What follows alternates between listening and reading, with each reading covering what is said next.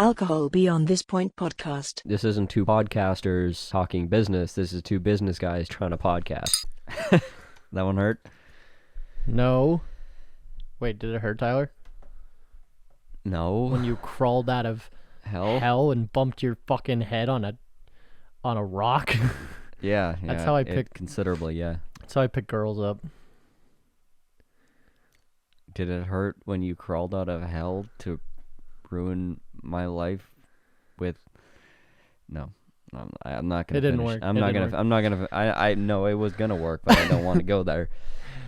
We'll have a couple drinks before we get. Yeah, please. Yeah, I'm way too fucking sober for this podcast right now. Well, because the entire theme of this podcast is we drink alcohol and debate business topics. Yeah. So beyond this point, there will be alcohol. Wow, that was. I love it. We should call the podcast Alcohol Beyond This Point. Great idea. My name is also Willows. And my name is not. It's Tyler. And this is episode 42. And this is a bottle of wine. We're cracking. Yeah, we've done. We've drinking this. This is Post Malone's Maison Number 9. We've had it on this podcast before. Good, solid rosé. Did it sell out in Manitoba? I have no idea, actually. I bought an entire case. I spent like $300 I was like, because I am a wine manufacturer here, so I'm on a bunch of like distribution lists. So I like got a notification right when it was here. So I got one of the first cases, and then I don't know. I'm gonna look right now. Sure, look on our website. But we've been drinking a lot of weirdo shit on this podcast recently, so we're going back to just a simple rosé.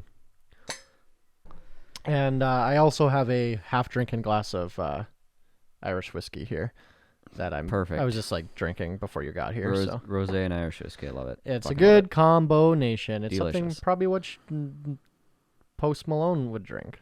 No, he drinks Bud Light. I'm going to move the mic so we can cheers. That wasn't good enough. I hope that was Slightly good. better. I hope that was good enough. I got actual cognac glasses. I've never felt more bougie. What can you see with them? Oh my god, that was really bad. Yeah, Carly got them from that Crazy Bins place. I've never heard of this. Crazy Bins? No, Oh never my heard god. of it. Tell me about Crazy Bin. Crazy Bins is basic. It's like Amazon returns discount warehouse basically. Okay, I've seen TikToks of them, I think. Yeah, it's like shipping containers full of Amazon returns show up to the store. They restock it once a week, and then basically on restock day, every item is $25. Okay.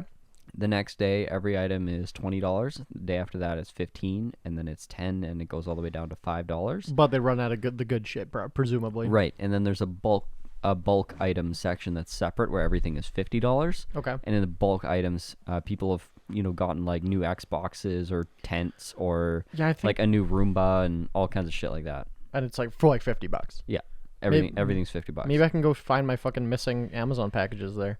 Yeah, literally. Well, because I heard that for a lot of like Amazon electronics, they just burn them, they incinerate them when they get returned.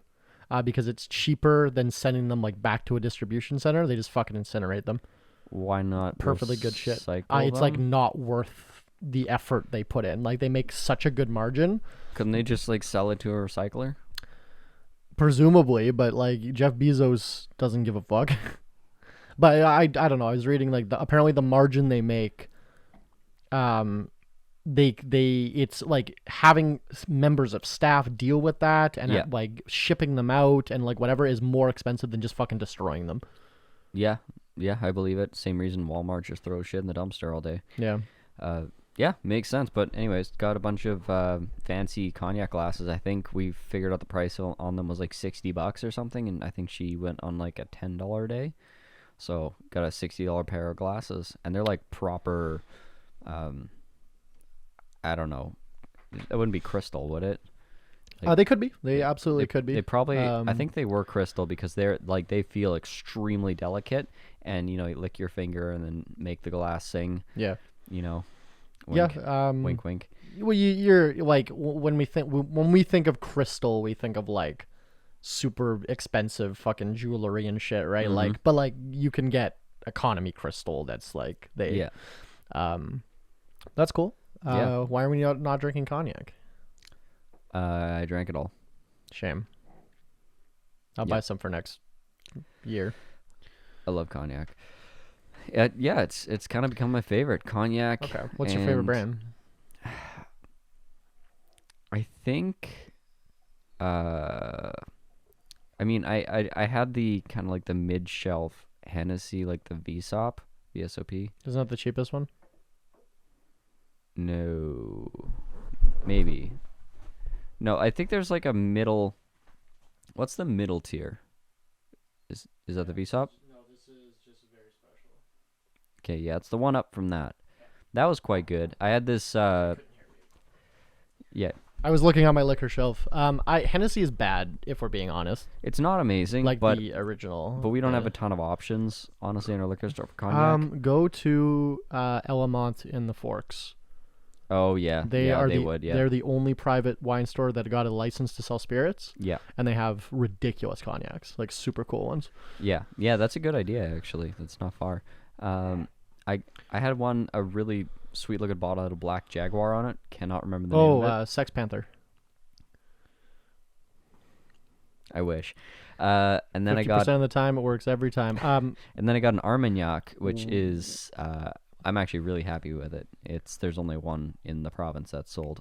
I also can't remember the brand name, but Armagnac is pretty good. The Panther cognac, I'm now almost 100% sure we drank it on this podcast. Yeah, I'm pretty. Like episode 4, I think. Yeah, I think I brought it. I bought it and brought it. Yeah.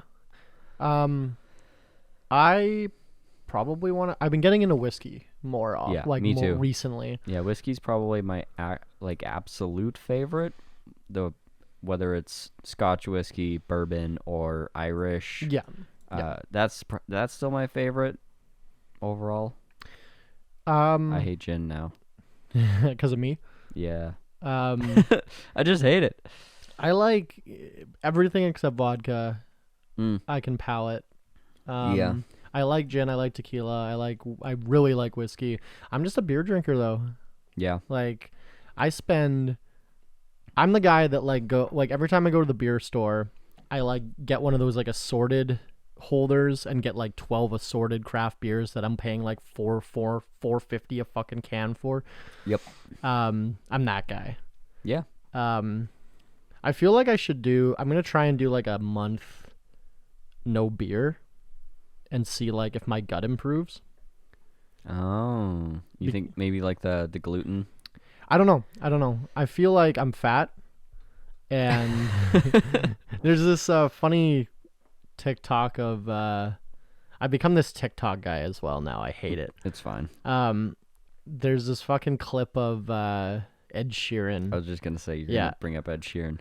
being like, yeah, I fucking like the interviewer's like, oh, you're looking good, like you lost weight. He's like, yeah, I just like cut out beer, and that was it. And the girl's like, wow, like was that hard? He's like, no, I drink vodka now. Like, Yeah, that's a pretty stellar moment. that was pretty good. But like I feel like But I mean, what alcohol- is that science wise? It's just because you have to drink so much more beer to get the same amount of alcohol. Is that what it is? Yeah, you're gonna get a lot more calories per, like when you're talking ABV, like alcohol by volume. Like obviously you're gonna be getting a lot more not alcohol in a beer, and there's a lot. So you're gonna be consuming more calories, right? Because this, like, I'm holding the glass of scotch, is 60% water Right. or other shit, whereas a beer is 95% other shit. Yeah. Well, yeah. But I mean, like alcohol has a lot of goddamn calories. yeah, that's what I'm saying. Like it has a lot of calories as a base, so it's still you're still gonna be consuming a lot of calories. But I guess like beer, More so than anything, like sugar's your number one offender. I don't know how carbs work. I don't know anything about nutrition or health. Literally Carbs nothing. are basically sugar. Because they break down into like sugar, Yeah. right? That's a thing. Yeah, simple carbs are basically sugar. Yeah, I don't know. I feel like I was on a diet for a while, remember that? And like successfully. Mm-hmm. But I didn't have like any understanding of what I was doing. I'm just like, you know what? I'm gonna eat salads and shit.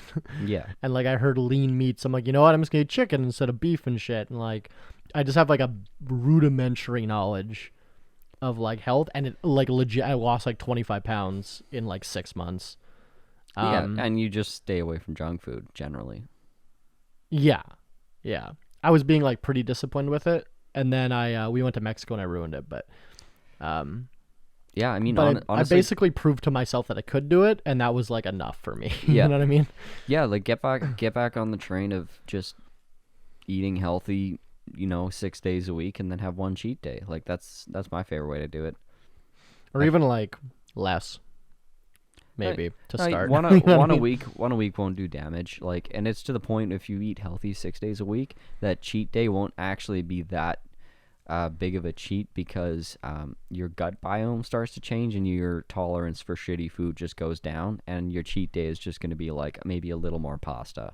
Okay. Like, even when you choose to indulge, you're not going to want to, because it'll make you feel like shit. Well, I remember like I used to eat McDonald's like every day. Yeah. When I was a kid, because it was cheap, right? You had the fucking dollar menu, and you get a McDouble, and we got a McDouble and a junior chicken, and fucking shove them together. You know what we call? McGangbang? Yeah, I was just about to say. No, we called it a McGangbang. Yeah, no, that's a menu item. Yeah, well, and then we made friends with the people that worked at that McDonald's by my school. Yeah. And then we could order McGangbangs, and they'd just be like, yeah. Yeah. But now, like, I went years without eating McDonald's, like 5+ years. And then I, like, drunk ate it one time, and then was, like, sick for, like, a day. Yeah. Yeah, no, Super interesting. Yeah, definitely. I've been on a really bad fast food binge this last fucking year. Oh, you're busy. Like, well, yeah, but it is because I'm super busy, and because like I'm always like I don't always have time to cook myself food every day, and then when you do way better than me as far as cooking goes, I fucking don't cook anything. yeah, I've been getting a little bit better. I made a fucking phenomenal roasted chickpea butternut squash salad yesterday. I was like, oh, it was so good. Yeah, you were showing me we were on FaceTime, and you were like, look at this butternut squash. And I was like, even before I had roasted it, like I was just snacking on the chickpeas because I coated it in Italian seasoning, basil, garlic powder, salt, lemon, and olive oil. I'm not kidding. My mouth is literally watering. I'm not even joking. And I was just grabbing these chickpeas. Chickpeas are lit. Out of the bowl, and I was just snacking on them like just raw with this seasoning on it. And I'm like, it was like fucking crack. I couldn't put them down. I'm like, okay, stop, put it in the oven. Chickpeas are hummus, right? Yeah. Because hummus is fucking lit. Yeah, like, dude. I love hummus. Literally, buy a can of chickpeas. Yeah. Throw some seasoning on it. Toss it in some oil. Throw it in the oven for like 20-25 minutes. And they're like chips. Get them good and roasted.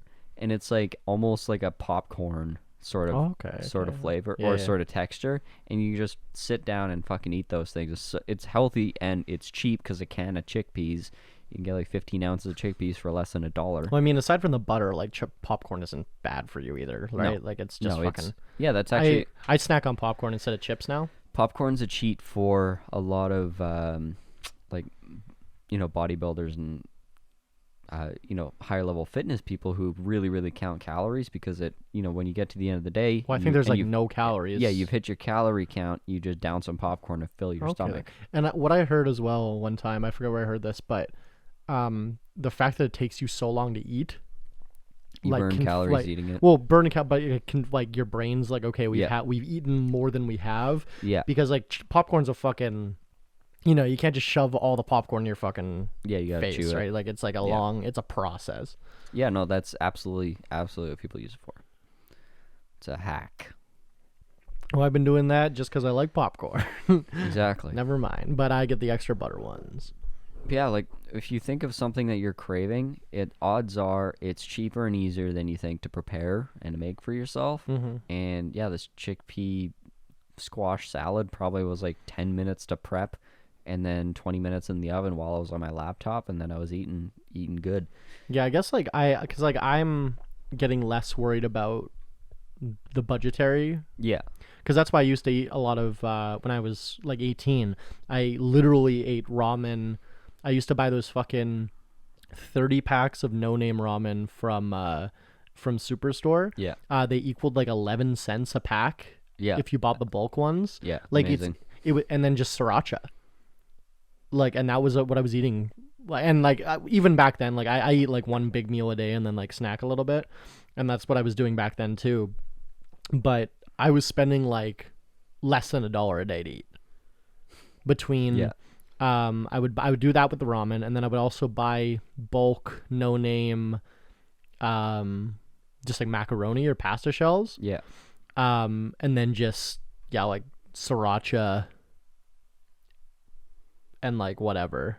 No, like no sauce, no cheese sauce. Maybe if I was fucking killing it. Yeah. Just, I just like dry pasta with sriracha. Yeah. Well, like melt butter Yeah. to like get it frothy.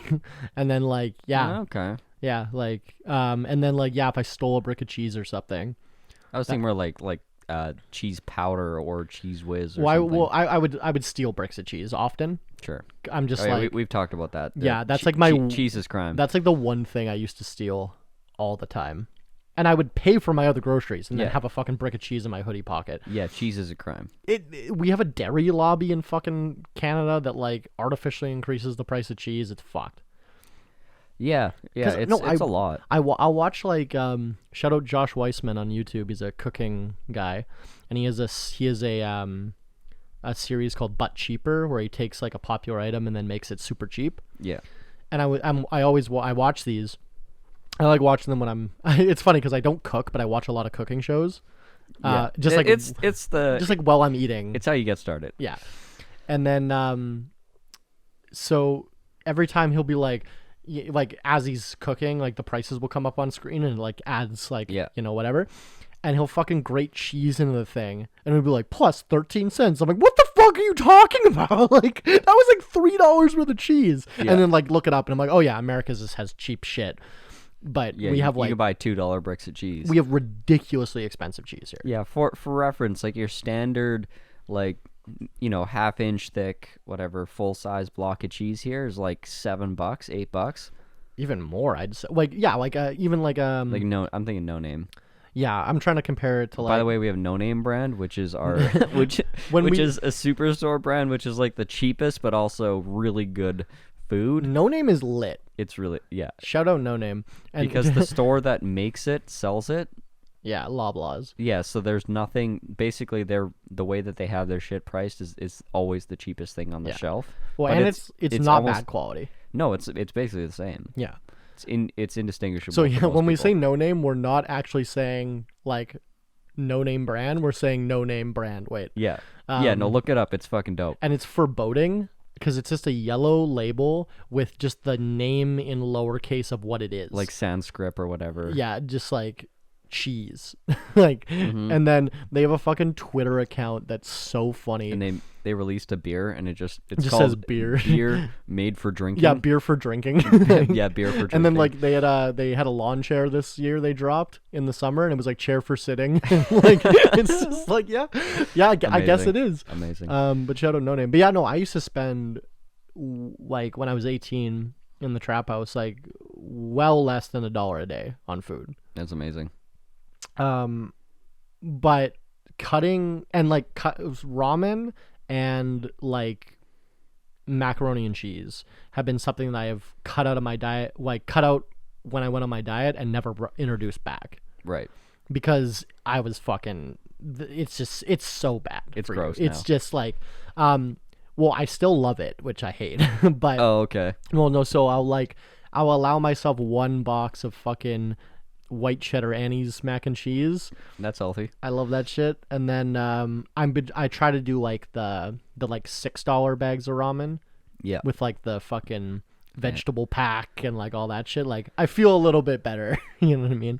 Yeah, I usually get the $1 packs of fancy ramen and then I spice them up myself. I'll make it with. Sometimes I'll actually use actual like faux broth, or I'll use chicken broth, or I'll use bone broth or vegetable broth. Like I use an actual veggie broth as the base and then add everything. Yeah. That's if I'm really feeling fancy and I've got it kicking around. That's a more expensive way to do it. Then you're looking at a $3-4 bowl of soup. But what I'll also add is sometimes if I have like a can of like canned meat, like if it's either fish or chicken, believe it or not, you flake that out, dump it in the soup, super good. Okay. And then I make it with maybe about a 1/4 cup of soy sauce and then a tablespoon of sesame oil. Okay. But it's the oil that makes it. Like when you go to a faux restaurant, that's what I've heard too. yeah, like a hot pot restaurant, yeah. it's the oils that make the flavor. Like it's like not salting your chicken. So here's the thing. I don't like soup in my ramen. I dump the water out. Yeah, that fucks with my head. I think that's Right? gross. It's called something in Japanese. There's a style of ramen Yeah. that is brothless. Yeah. That's what I like. I don't like the soup part. I would just drink the soup. See, I The don't noodles know, are not my thing. The noodles are the worst part. No, but I feel like most people are like that though. I feel like most people aren't doing what I do. I think it's split. Yeah. Yeah. Okay. Yeah, I was always hanging out at my one cousin's place growing up, and like the entire family did it like that. They looked at me like I was crazy when I didn't toss the broth. Okay. I remember like my ex-girlfriend. One time we were like gonna get ramen, and she was like, "You're gonna think I'm weird, but I don't like the soup." But I'm like, "I don't like the soup either." Like, Amazing. When we were like first dating. Yeah. And I remember like the fact that because I didn't think it was weird, but then the fact that she thought it was weird was like, wait, is this weird? Yeah. And then like I hear people like you like with the soup, and I'm like, oh, I just never been my thing. I don't know. Yeah. No, it's probably not. Favorite soup? Go. Chicken noodle. Tomato, I think. Ooh, I've got. Why is this podcast about food today? I have. I'm really hungry now. I have 3 jars. Well, there was more of homemade tomato soup from my mom, Okay. and she makes it like I don't know. She cooks it, blends it, or no, I think she chops up all the vegetables, and it's like a lot, like a good variety of vegetables. There's peppers. There's when it's just me and her. There's like jalapenos. I think she even did a Reaper pepper once, just for fun.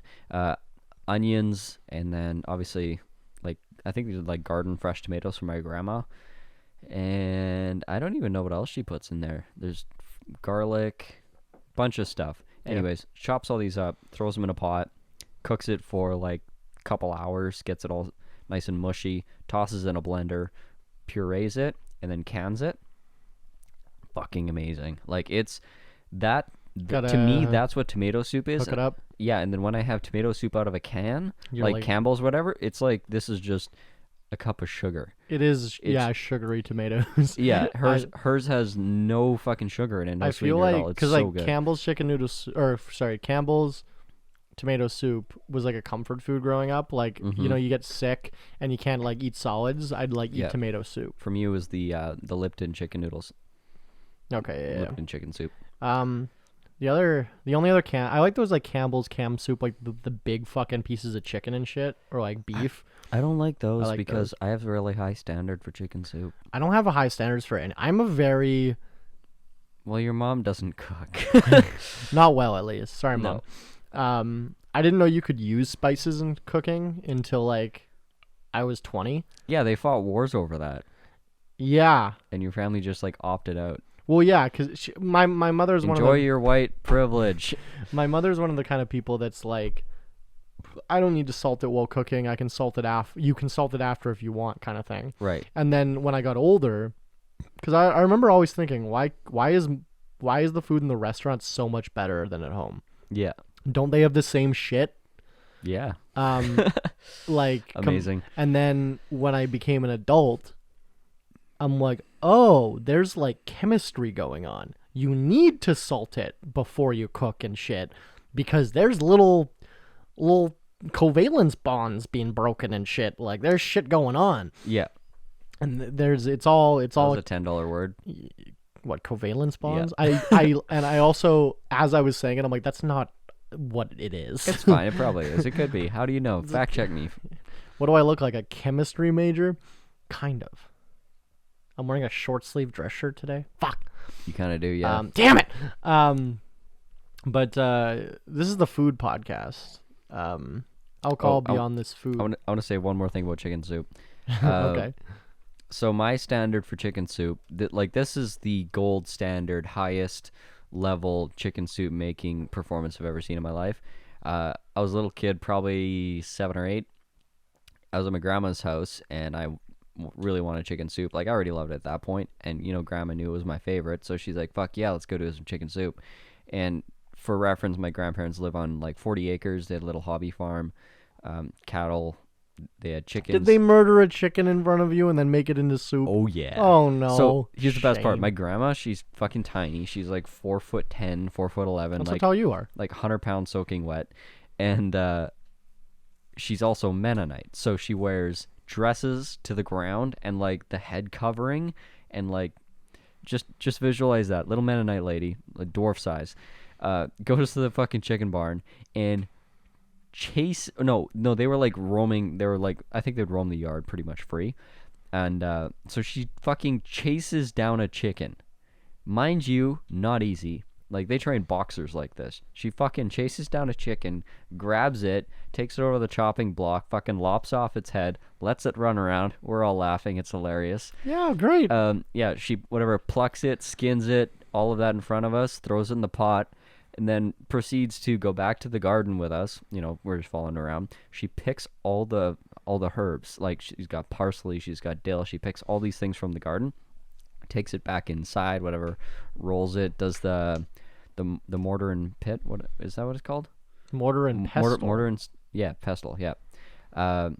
Grinds up all these, whatever, throws in the spice ball, got the whole soup going. Then she pulls out the flour from scratch, makes her own noodles. Has got that big crank thing, puts the dough through, fucking cranks out her own noodles, lays them out to dry, boils them, soup's ready.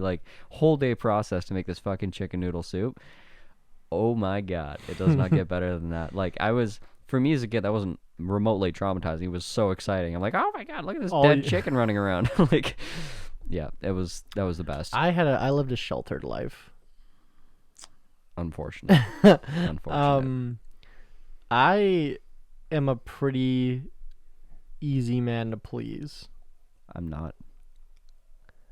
If you're watching the video version of this podcast on youtube.com/votewillows, you can see that I just winked at the camera. But I basically, Tyler, if you want to put anything in my mouth, I'm usually pretty happy. Pretty amicable. Yeah.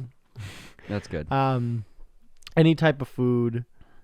I'm pretty easy to put. Not that I can't appreciate high class stuff. Yeah. Because I'll go to a fucking expensive restaurant. I can really discern, the skill and the quality. Well, I mean, you can properly taste wine, so.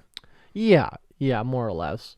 And but I'm just I don't know. I'm just I don't care. Food's never been such a big thing in my life. It's never been we didn't really have meals together as a family. We never really I guess it was just never part of my culture really. Yeah, and my mom always baked it into us that food is life, food is health, and bad food is bad health equals bad brain equals bad kids, which is fucking true. You feed your kids processed food and stuff with shitloads of GMOs and hormones and whatever in it, you're gonna have a different result than with real good food nutrition. Fucking minerals are real, nutrients are real, vitamins are real. Those are actual things that you need to have a healthy developed brain, which is and your brain is continuously developing until you're 16, 17, 25, I think. Maybe 25. Oh, well then I'm fucked. But it was definitely something that we always talked about and thought about. See, and that's what we should be talking about. Yeah, you absolutely. Need vitamins. You don't need this fucking phony vaccine. You didn't see where I was going with that. I swear to God, I did not see that one coming. I almost did a fucking spit take on my mic. Get that D. I saw today when I was driving. This is a good pivot. Let's talk about vaccines. We have these green stickers that say I got COVID-19 vaccinated. Yeah. And they're the same color as Manitoba Health, whatever. Some guy had this big bumper sticker that was the same exact sticker, but it says I took my vitamins today.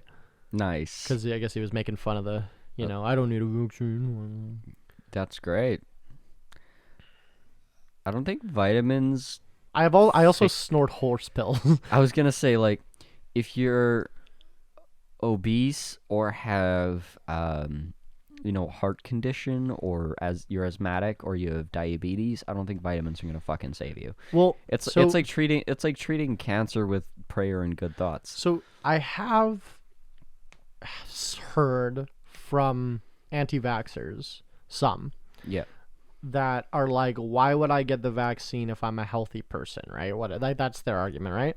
But I've seen data that's like 80% of people that died of COVID were like overweight. I think it's overweight and or like vitamin D deficiencies. Is one people like to cite. Which makes sense, right? But like more decisively is probably the obesity issue. Yeah, which is a huge problem in America. Not as much here, but like it's a huge problem. I think something like 65% of kids are obese now in the U.S., which is like absolutely insane. That is insane. And keep in mind, 1 in 5 kids in the U.S. is below the poverty line and doesn't have enough to eat on a weekly basis. People are starving, but they're still fat. Yeah. Which is wild. Well, and like you can 100% be malnourished and obese at the same time. I think most people are, right? Yeah. I'm probably malnourished, I would assume.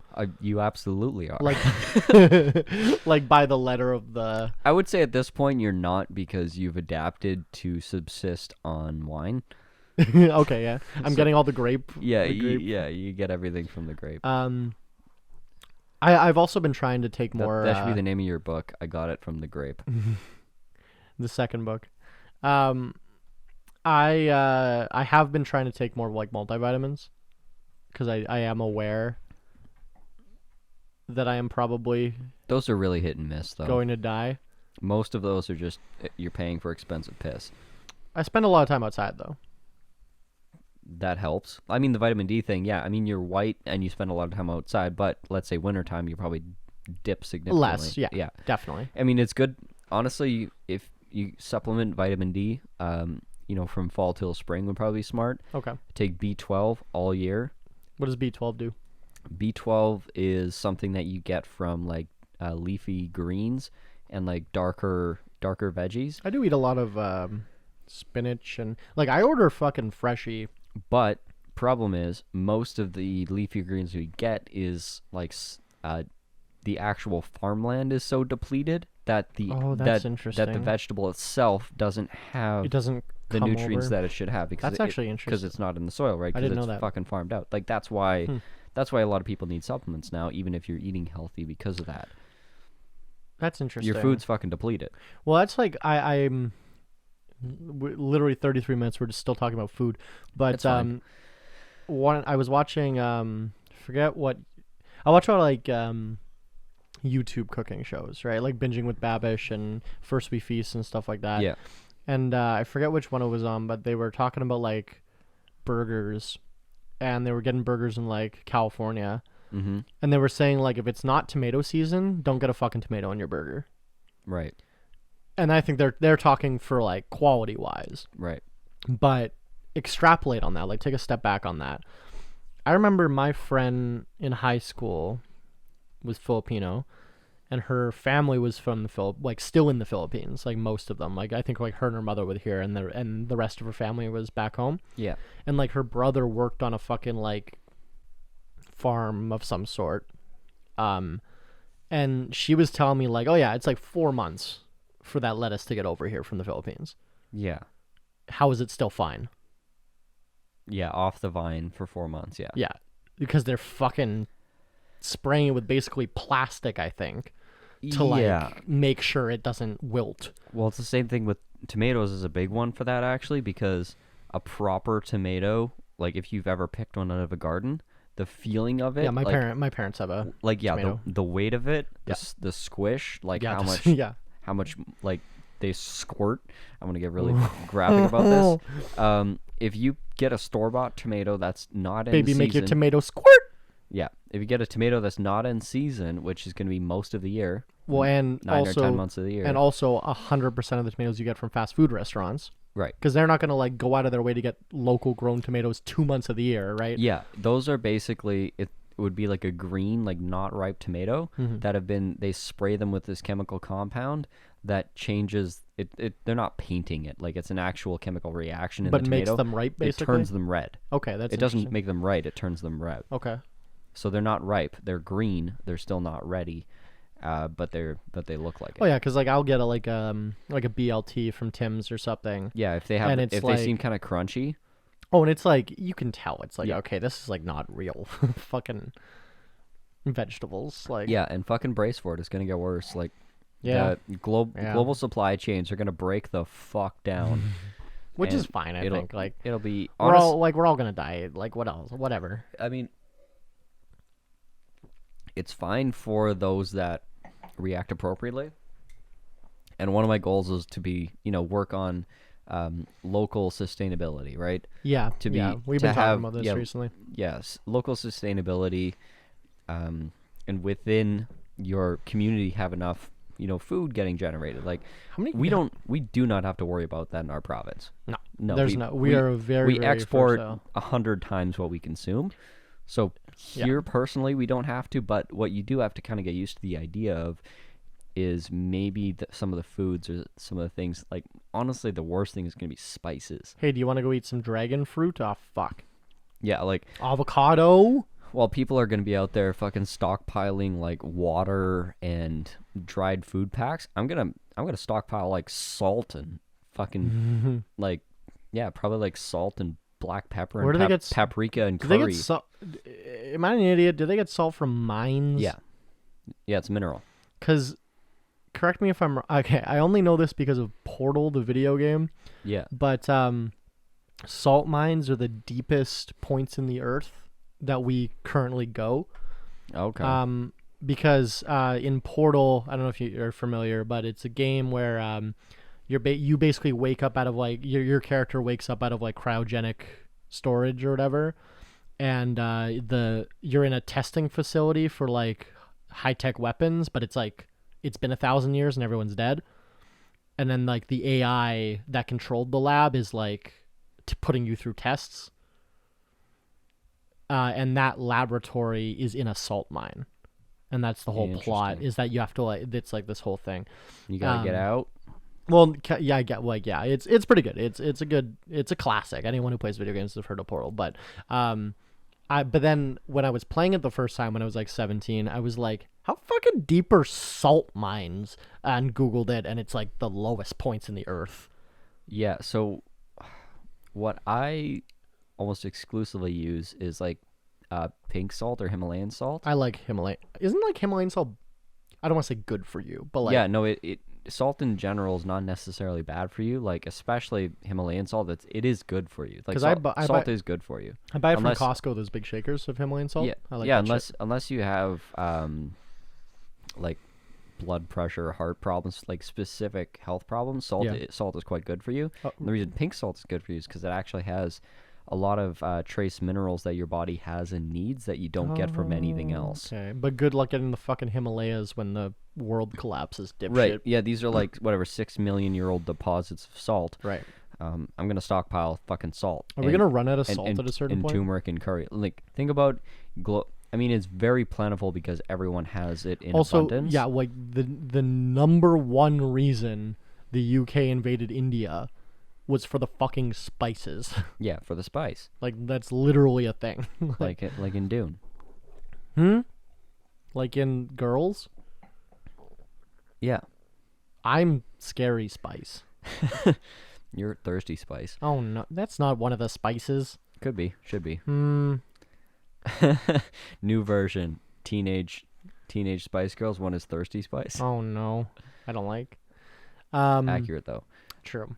But yeah, things like salt though is beyond just for cooking. It's for food preservation and such. Like that's societal breakdown. I don't think that's really gonna happen. But Oh, for melting ice on the sidewalk. sure. For the old ladies can go for a stroll. Is that the same kind of salt that we eat? It's a lower grade. But it's the same idea. Yeah, same compounds. Okay, that's interesting. I don't know what the fucking what's in salt. Sidewalk salt works because when it combines with a little bit of ice and snow, it becomes salt water, and salt water is a really low freezing point. So then it like melts, and then it spreads the salt, and then it melts, and then it spreads the salt because the melting point is just much lower. That's all it does. Wow. So it's just big chunks of like, I mean, you probably could eat it, but it's just like really dirty salt. Also, the one I have is like blue, so I feel like I shouldn't eat that. Oh no, never mind. Blue raspberry. I was thinking the blue meth from Breaking Bad, which I have eaten. So. Blue shatter, yeah, it's fine. Yeah, it's fine. That means it's good for you. So the election, eh? Yeah, I guess we should talk about that. Even though I'm 41 minutes of intro. Even though I'm fucking 4 weeks behind editing, I am gonna catch up right now though. We just had our harvest. Yep. The grape harvest. You graciously helped us out. Nailed it. And we got that done. So my busy season is coming to an end. It's starting to get colder. I got in the car the other day. It was 8 degrees. I'm like, oh great. Yeah, no, I'm going to work in the morning in a sweater, and then I'm ending the day with like my shirt off because it's 30. So fucking Winnipeg. I love it. But I love fall. Why don't we take a shot and then transition? Yeah, that's why. Yeah, I saw. What are we taking a shot of? I don't know, whatever. So welcome to the segment that we call Shot Caller. This part of the show where we So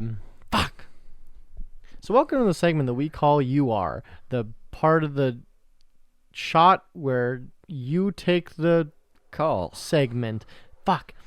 Welcome to the segment that we call Shot Podcast. Okay. Welcome to the segment that we call Shot Caller, the part of the show where the audience, can pick the shot that we take.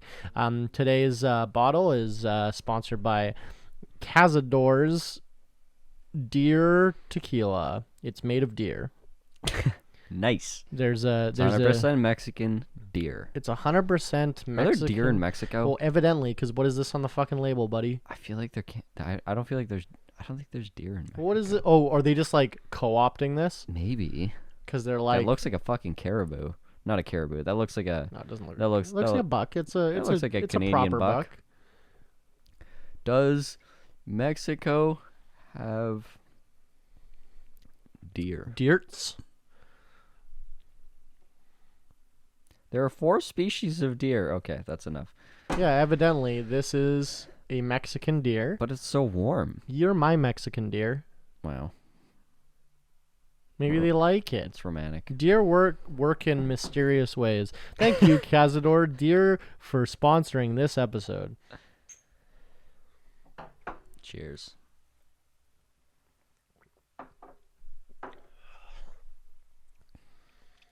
Good, eh? It's a little bit harsh. It would be nice if it was colder. Yeah. Frozen tequila is the best tequila. I do like this tequila if it's cold. I don't like Jose Cuervo anymore. I've puked too many times on Jose Cuervo. And what's that other popular one? The No, I like Patron. That's what you're thinking. Yeah. I like Patron. No, the cheap Sauza, that's what I'm thinking. Yeah, I don't like Sauza either now. I have the cheaper tequila. I can't do Jose Cuervo anymore. I'll puke. But that's how I feel about Ungava. We took Ungava shots on this. Yeah, I podcast almost puked. Okay, fair. It was really gross. Well, like if you were watching the video version of this podcast, you saw me fucking. I don't take shots well in general. We all know this, but I went like man, like shook around, but I wasn't close to puking. Yeah, you know what I mean. It was a harsh shot. I'll give you that. Well, yeah, because what happened? Like, it's so. This basement gets really cold. Yeah, that's why I wear a sweater every week. In the well, it's weird because it gets cold in the winter, obviously, but then we turn on the heat to compensate the cold. Yeah. So then there's like that fucking vent shooting out hot air in my liquor. Oh. Which is like counterintuitive. Like, so my feet are freezing, but my beer's warm. Like, neither is good. You know what I mean? I dig it. That's why we need a more expensive liquor cabinet. We did My landlord just got. She patched a bunch. They dug up my foundation and patched a bunch of holes. Yeah. So I wonder if that would help. I'm assuming it would. Yeah, presumably, right? I don't actually know how basements work. You're the contractor. So it's a hole. Well, okay. Do we have to explain to the Americans listening What a basement is? No, I don't think so. Are you sure? No. Depends where you live. I think like Arizona is like 2% basements in houses. Yeah, well, fucking Ontario is the same, right? The Canadian. Why don't they have basements? Because It they're on freezes? fucking granite. Oh, because the Canadian Shield. Like, Because anywhere anywhere the ground freezes, you need to build a basement. Otherwise, your house is fucked. Basically, and your house, yeah, it's just really bad for Well, it'll shift, right? insulation too, right? And like everything, because like my cabin, Yeah. is on bricks, is on big posts, whatever, right? Yeah. No basement, obviously. It shifts like A lot. a foot every year. Well, you can get around that without a basement, but a basement's just a better way. Like, When you get a basement, well, yeah, we always have, furnaces, how like all your mechanical shit is down, and then you have that warm space underneath your floor, yeah, which Well, makes a big difference. And in Manitoba, specifically where we live, 90% of basements are finished. Yeah. Like every single person I know has a fucking finished basement. Right. Yeah. So it's usable living space. Another reason. Because like we are currently in a basement where we're recording this. My bedroom is is across the hall in the basement. Yeah. So if you look at like Texas, you see a lot of homes that have what they call slab on grade, which is basically just a slab of concrete, like a driveway, and then you build a house on it. Okay.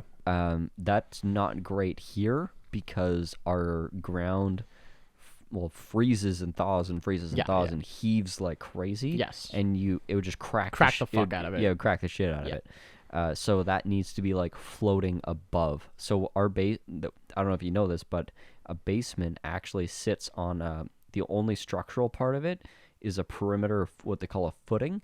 So underneath your walls, there's about a 3 or 4 foot wide chunk of concrete that goes down, and sometimes that will sit on piles, which is these concrete posts that are drilled like another 20 feet into the ground. Yeah. So your footing sits on piles, and those piles go down to either bedrock or like harder material, because our fucking topsoil is like 10 feet deep. So what, like 64 squares down Yeah. for bedrock? Yeah, basically. That was a Minecraft joke, if anyone was listening.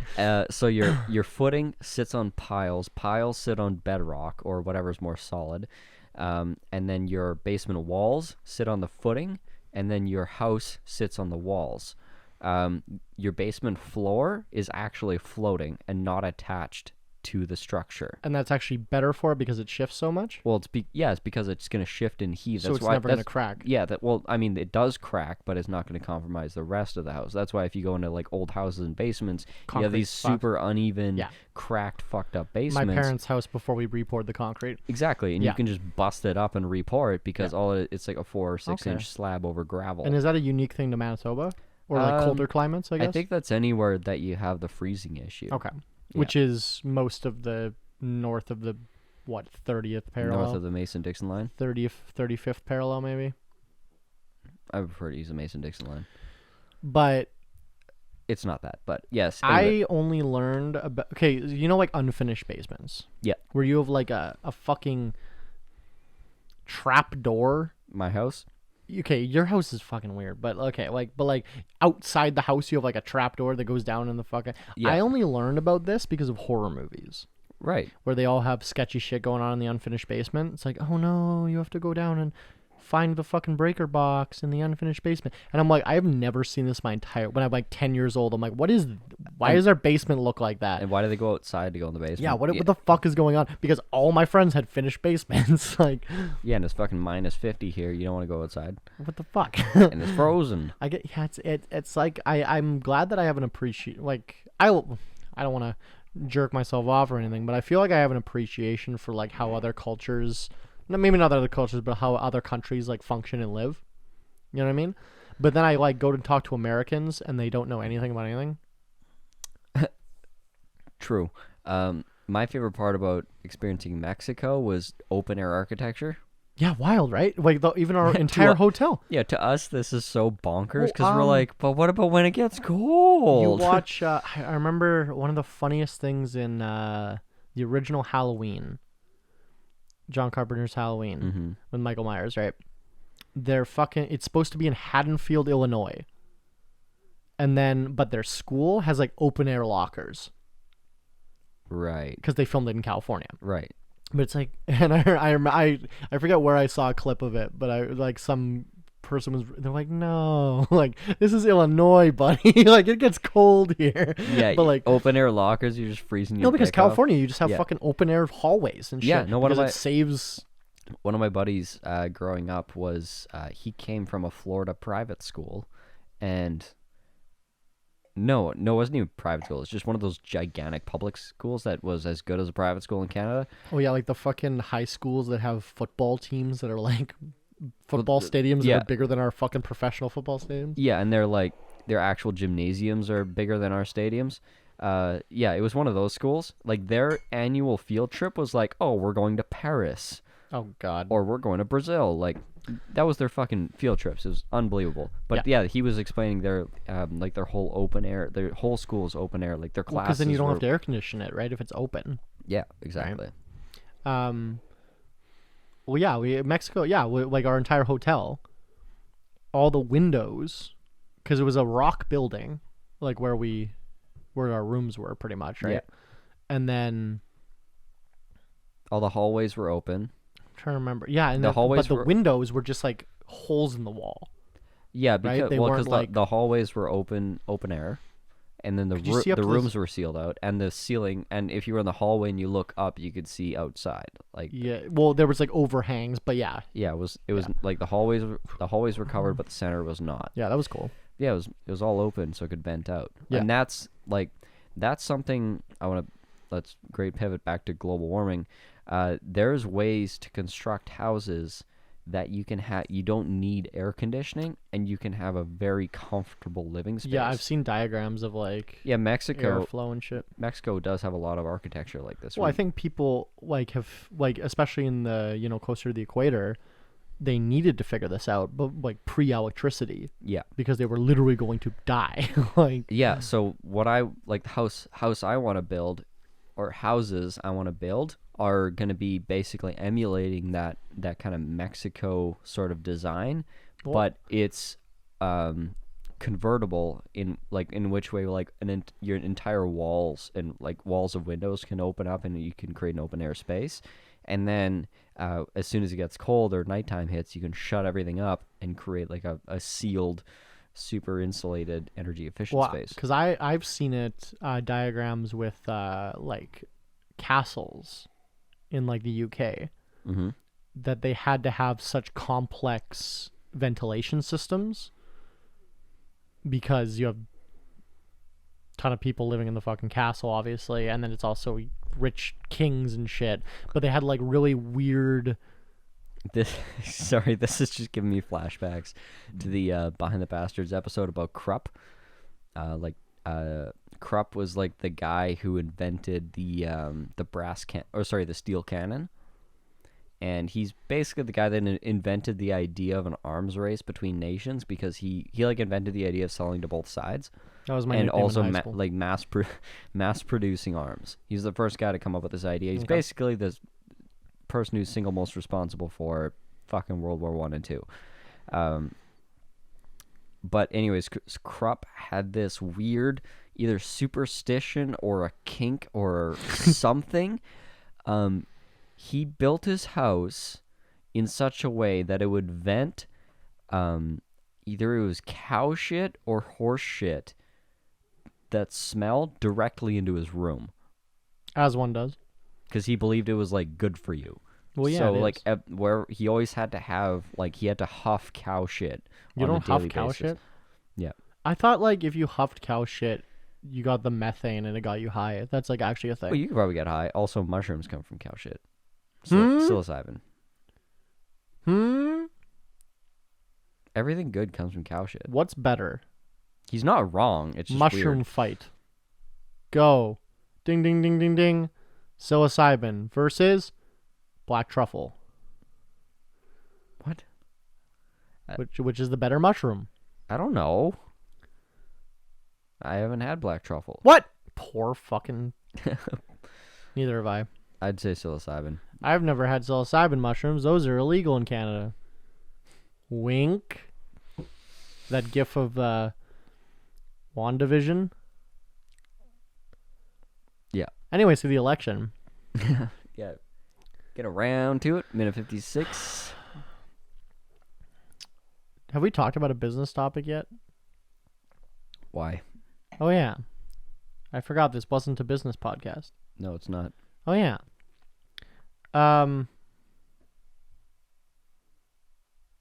How do you feel about the... So we just had an election in Canada. I'm for one completely unsurprised. So we had a snap election.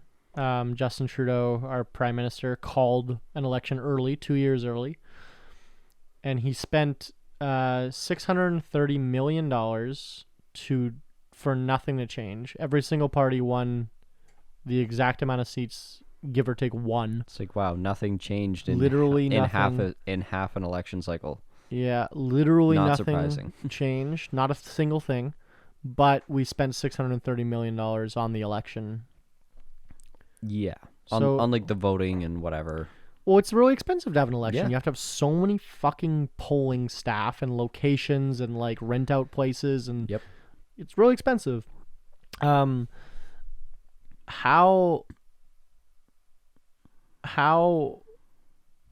you know how many people, why doesn't the government just buy a warehouse and just put a bunch of cots in it and just house every homeless person?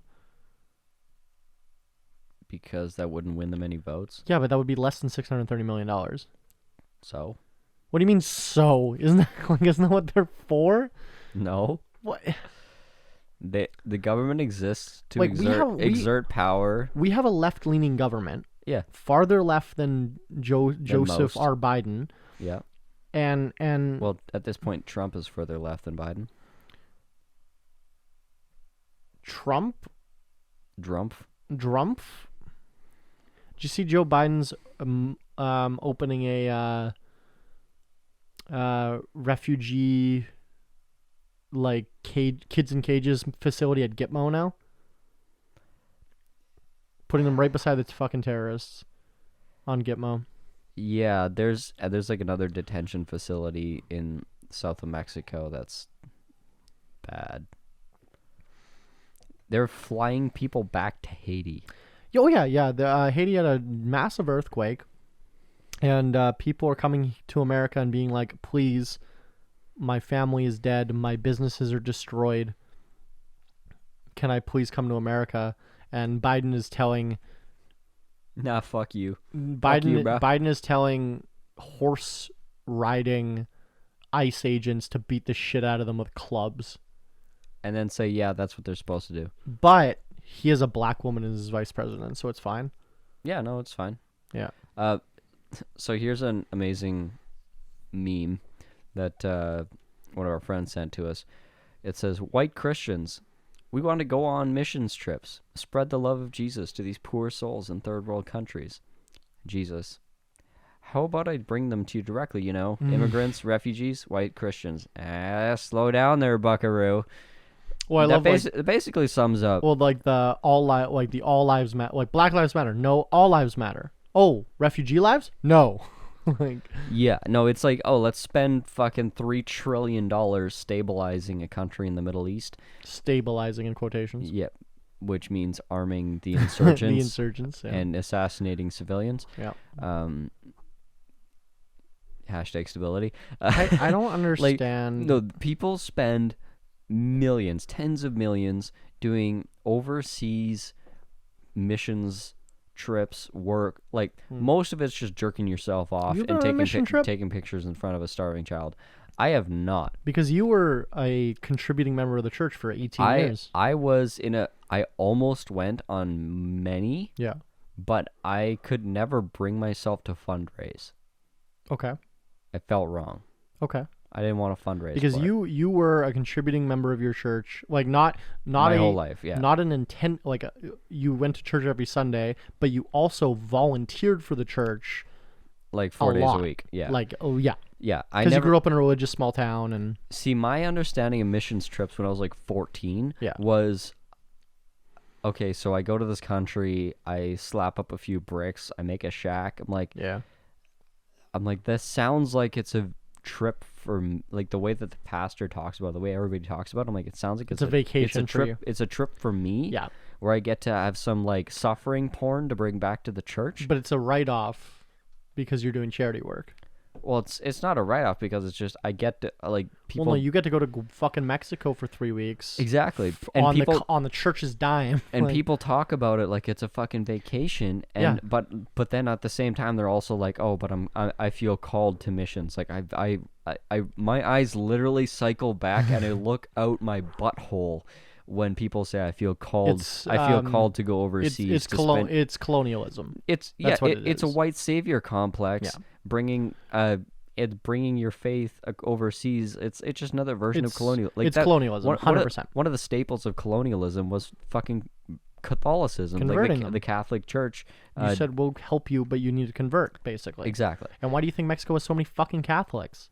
Right. Because Spain was like, "Rah!" like, Yeah. Exactly. yeah, like It's ridiculous. And the Philippines. Philippines too. Yeah, yeah. So I was already morally opposed to it, just on the basis of I think this is a very inefficient way of spending Church money. time and money. Yeah. Okay. I didn't want to fundraise for it. I thought it was stupid. I thought it was a waste of time. Yeah. And I'm like, I want to go, but the fact that I want to go makes me think that it's the wrong thing to do. And everyone else is like, no, God's calling me. It's like, no, you're restless because you're a white kid that's been in the same small town your entire You life. just want to go on a vacation. You just want to see the world. Yeah. I mean, that's fair. No, but it's- don't say God's calling you to help people because you didn't help shit. No. So I've always been opposed to that. Good. Which is why I didn't do it. But now I understand why, and why it's problematic and why And it's before you stupid. didn't, when you were a kid, you didn't realize why. I knew why, but I couldn't admit it. Okay. And I didn't understand. Or you articulate it. Right, I couldn't understand colonialism the way I do now. Yeah, I couldn't yeah. understand like what a white savior complex is. Yeah. And this fucking white girl from America who pretended to be a doctor and just treated kids and murdered Oh, yeah, I dozens and remember that. dozens of malnourished kids In pretending to be a Africa or doctor whatever, in right? Africa. Yeah. Yeah, she's like, I can cure your malaria, and they're like, okay, we don't know anything, and then she Well- just killed people. Well, she was initially just like an aid worker, and then Yeah. she just started putting on a lab coat and pretending to be a doctor. It's fucked. It was great. Unacceptable, right? Cool and good. Well, I guess like, how's like Doctors Without Borders doing? Oh, that's I don't think anyone can argue Doctors of No, Borders. no. I'm not. No. I'm saying they're great. How are they doing in 2021? I mean, good. Okay. They're probably better. I haven't heard anything about them in a I- long time. I mean, they probably are not in the news because the whole world is in a global health crisis, and Doctors Without Borders saying people are dying of COVID in India is like not going to make that news. That's fair. Yeah, that's fair. Yeah. So Yeah. Well, our news cycle has been pretty dominated by COVID. yeah, and the fact that people are dying in another country doesn't fucking register. Nobody cares. Does it ever register to people? They're just desensitized at this point. Wait, what color are they? Oh, okay. Never mind. Not white. Yeah, exactly. Say no right. more. Yeah, say no more. We're not Yeah. gonna pay attention. So point being, churches in Texas will donate thousands, tens of thousands of dollars to send their white kids over to some brown country to give them some Jesus, when in reality those countries might be like broadly Catholic to begin with, and maybe slap together some mud huts that they maybe do poorly, and then they bring those kids back after 2 weeks, and it's just suffering porn for the church and make them feel like they've done something, and then Well- immigrants come over the borders and like, no, No, not in can't help my those." backyard, not in my town, like. Well, it all started with the Jesuit missionaries that were going to fucking like coming over from Spain and going to like Borneo and shit. And now the entire world is run by the Jesuits. All of them. Even Jews. Are you familiar enough with the gray pope shit to talk about it? No. I've kind of been... Do it. Go off. So, well, but I brought this up on purpose. I have a surprise. Oh, no. I hate when you surprise me.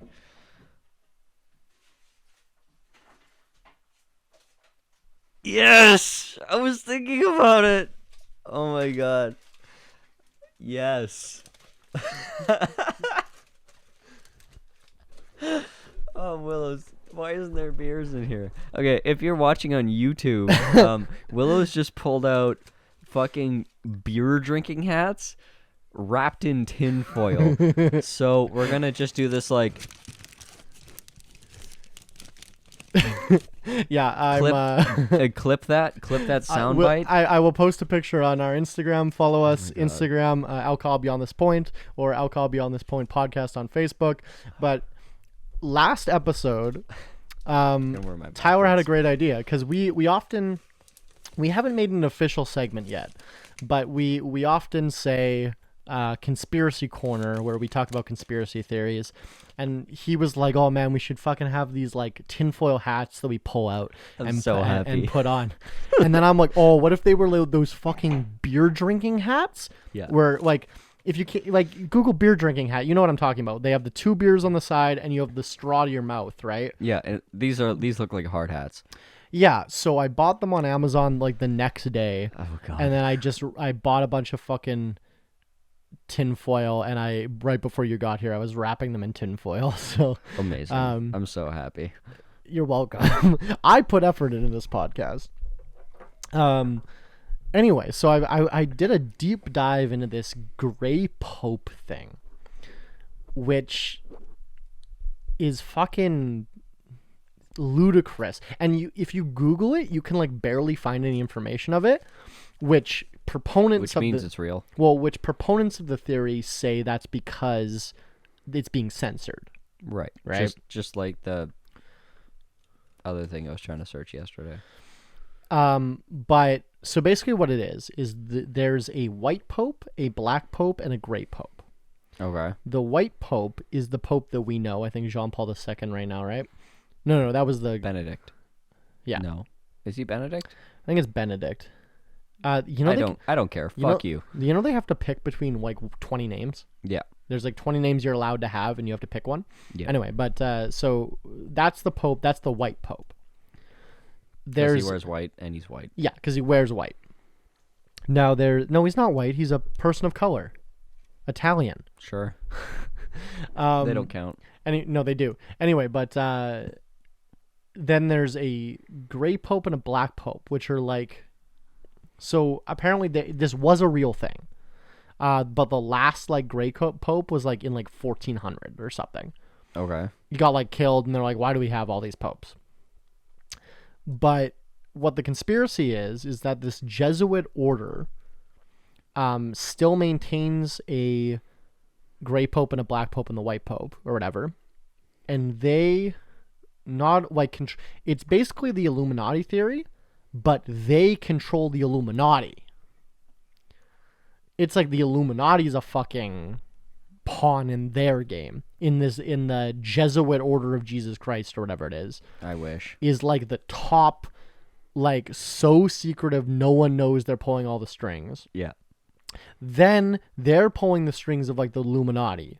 Who's pulling the strings of the like Freemasons, who's pulling the strings of the Rockefellers, who's pulling the Koch brothers, of the Koch brothers, who's then pulling the strings of George Bush, who's then pulling, like, you know what I mean? Like, it's like they are like this Jesuit order is the top.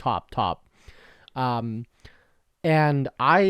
what's tied back to the Canadian election, I screenshotted it, I think, and sent it in our group chat, I'm pretty sure, or maybe I just sent it to Zach, but somebody said that the reason why the People's Party of Canada lost, which was our far-right fringe party, was because the Jesuit order, like, willed them not to be in power. And he was posting a bunch of infographics and pictures of, like, what the hierarchy looks like. And his legitimate belief was, all my friends voted PPC. Therefore, how did they get last place in my district? This is a fucking conspiracy. That was his legitimate theory on Facebook, I saw. Yeah, I think my stepsister said something close to the same. JL's fucking sister says the same shit. Yep. It's like, we know these people are real. Like, but so he, like so people like everyone I know, it's like 7 people. Yeah. So election night was 2 days ago. They were. And hey, we get results same night. Yes, we get results same night because we're not fucking America. We also campaign for. You can only campaign legally for 6 weeks. Any more than that, you can't be, like, you'll lose automatically. Yeah. Actually, I don't know what happens, but I guess you just don't do it. Yeah, you would you probably get fined, I guess. Yeah, you probably forfeit the ballot. Maybe, I don't know, whatever. That's pretty but egregious. Fucking America. Anyway, but there were a bunch of People's Party candidates tweeting, our voters are getting turned away from ballots, from voting centers. Yeah. Only PPC. They were like asking us who we vote for, and if we vote for PPC, then we're fucking getting turned away. That literally doesn't happen. What happened was, this was happening. PPC voters were getting turned away. What happened was, because they were trying to walk into a fucking community center without a mask on during a global pandemic. And the staff is like, you need to wear a mask in here. They're like, no, my freedoms. And then they were like, no, well, fuck off. This is literally illegal. Because there's Ontario, Alberta, they all have, we do too. We have indoor mask mandates right now. You can't go in a fucking community center without a mask on. And it just so happens that 95% of fucking people that are refusing to wear a mask in public are also PPC voters.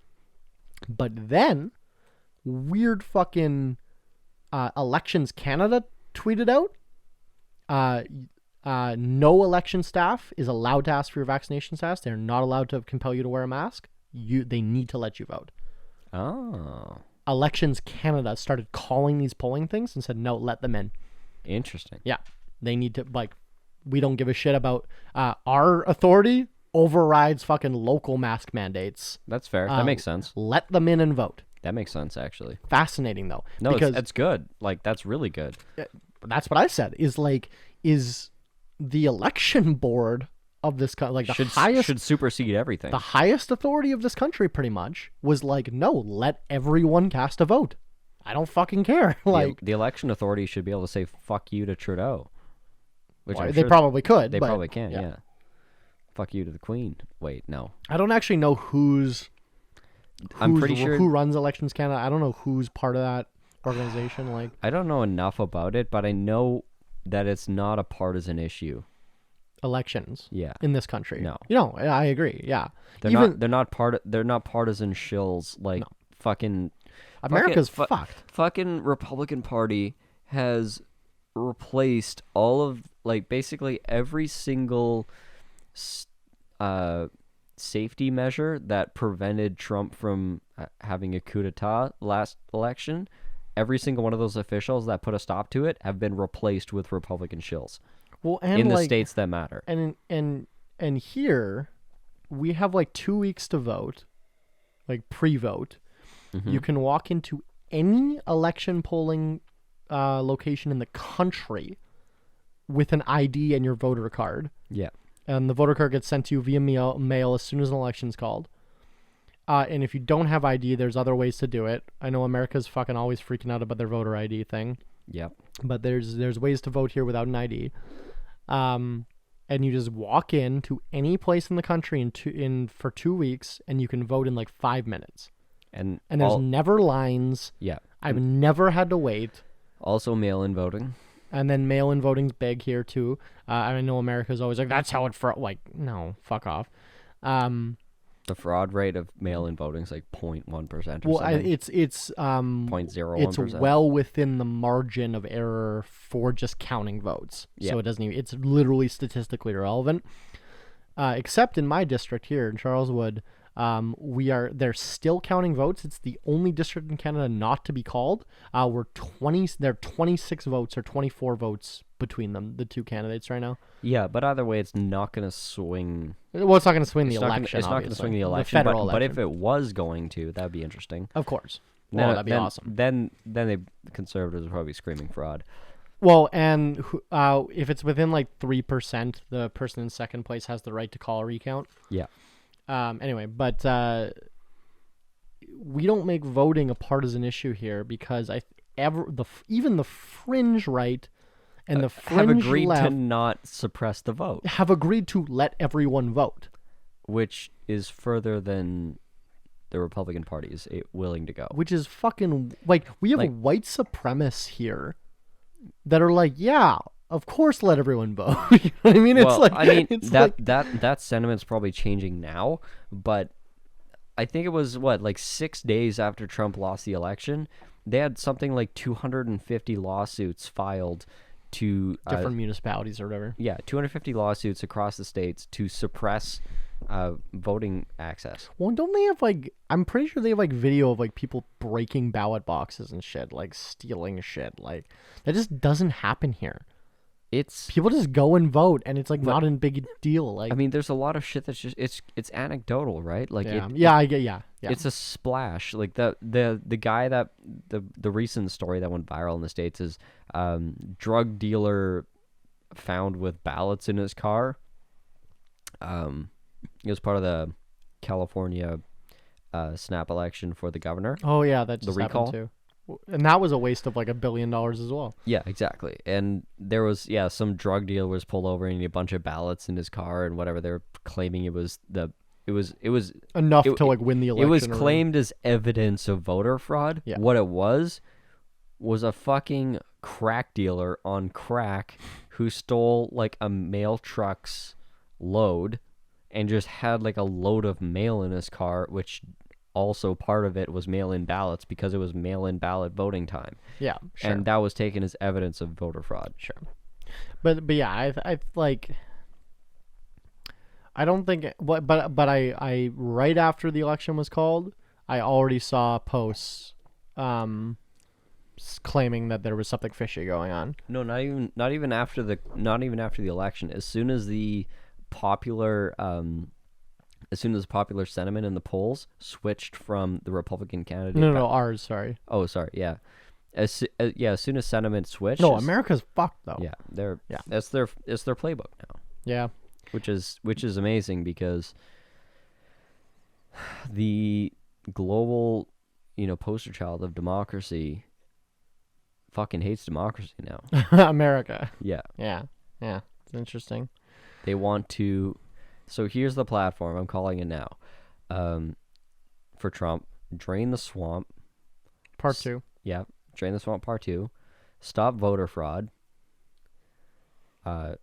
Sleepy Joe's asleep at the wheel. Look at all this shit that went wrong.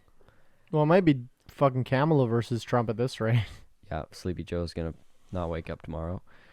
And it's gonna be based almost completely on the voter fraud, like the election steal, the big lie, conspiracy theory, because whether he wins or loses, he's laying the foundation for him to take power, period. Even when he won, he claimed fraud. Yeah. And like people close to Trump admit this, and I mean, he's all but admitted it himself. He doesn't actually believe that there was any election fraud. It just, he claims foul play as soon as he loses. He's the fucking bitch that takes his ball and goes home when he loses 21. He's the gamer that claims hacking as soon as he gets killed. Yeah, he's that dumb cunt. And love you, Donald. If you want to get on the podcast, like I can't even wrap my brain around this because there's still people that believe there's validity to it. There was something like 21 major lawsuits filed claiming voter fraud, and they were all brought to Trump-appointed Supreme Court justices. No, not Supreme Court, like just regular judges, okay. Like district judges, state judges, municipal, like whatever. 21 Trump-appointed justices threw it out every single one of those cases. And one of my favorites was a guy who literally said, like basically, I would like to say yes, there was, I would like to say yes, this was fraud, but if you want to bring a case in front of my court, you have to bring at least one piece of evidence. Well, yeah. Like, because somebody filed a lawsuit and is like, I'm suspicious. Well, yeah, America, you can just sue people. Yeah, we can take the tinfoil hats off. Because this is not conspiracy anymore. America. This is reality, Jesus Christ.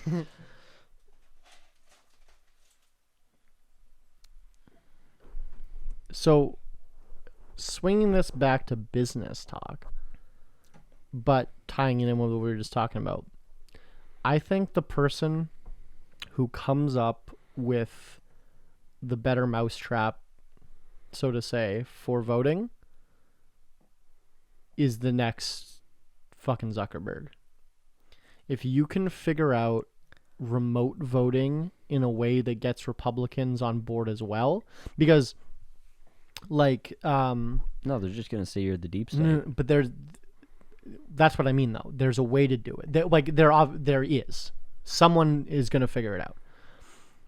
As these generations, like this generation, the oldest generation, starts dying, and people, because now like kids that were born with Instagram, I'm trying to like fact check this quick on my head, are of voting age. I don't think that's true. Not quote unquote born with, but like grew up with social media. Yeah. Are voting age, right? Yeah. And very soon, kids that are born or grew up with fucking TikTok are going to be voting age. You know what I mean? Like, we are quickly getting to a point where Republican, like super racist right-wing voters grew up with TikTok and will go, yeah, why can't I vote on my phone? Yeah. Like, there's gonna be a hole very soon where they even talk the fucking Billions. We both like the show. There's like been 3 episodes back of this season. I haven't even watched one of them because I've been busy. But there was a whole subplot where they're trying to get remote voting done. Okay. In like communities or whatever, and because we have the technology, absolutely, to push something. And you know what's really interesting? I don't know how much you know about like NFTs. Yeah. That's the perfect technology to make remote voting work. Yeah, it's fucking blockchain security. Because NFTs are unique when you buy them. Like people like Gary, non-fungible. Cannot be funged. You can't funge it. And that's the whole thing. Funge like, as you will, funge as you might. Funge as you might. You can't funge it. And like Gary Vaynerchuk and like FaZe Banks, like a couple of people that have been super big on NFTs. Because NFTs right now are just fucking people selling art for way too much money. Like it's kind of tokens for memes. And that's why the New York Times is calling it a dumb idea and shit, right? Yeah. This is a fucking perversion of blockchain. This is dumb. But you listen to Gary Vaynerchuk talk about NFTs, he's like, oh, we're not even there. We haven't even started. Yeah. Like he was talking about like Ticketmaster. Your ticket's going to be an NFT. Right. Right? Like shit like that. Like it has such wide application, but fucking send an NFT to every eligible voter. Like that's how they make it so there's no fraud. Yeah. That is in my mind at least, unless we come up with something better, but I think NFT is the way to. Also keep in mind there's like a double-digit percentage of Americans that don't have access to the internet, high-speed internet. There's more than 10% of America that doesn't have access to the internet. High-speed internet, yeah. Like dial-up equivalent or less. What do you think? Huh? What do you think Biden's fucking $3.7 trillion investment plan is about? Is about bringing internet to the remainder of America that doesn't have it. Canadian statistic? It's not that bad. Jesus Christ, that's like North Korea. Think about rural Iowa. Like you are happy. How do you not have internet? You get local cable at best. Like there's people that have never used Netflix because they couldn't. The bandwidth would never work. Like, there is Sorry. a significant number of Americans that are at dial-up or less. Sorry. Why don't you just cell phone? They're with what towers? Why don't they build a tower? Because there's no profit in it. We have fiber optic cable running past the vineyard Yeah, in middle of nowhere, Manitoba. yeah. What the fuck are you talking about? How does America, the richest country in the goddamn world, not build fiber optic cables? How is 1 in 5 children going hungry every week? Oh my god. I'm literally losing my goddamn mind. Like America is a failed experiment that has perverted capitalism to this weird cronyist corporatist society where people, as Tyler was telling me this, I literally could not comprehend that people don't have a cell phone or don't have not even high-speed internet, but internet. And maybe, now that I think about it, maybe that's a big reason why a lot of people, get 100% of their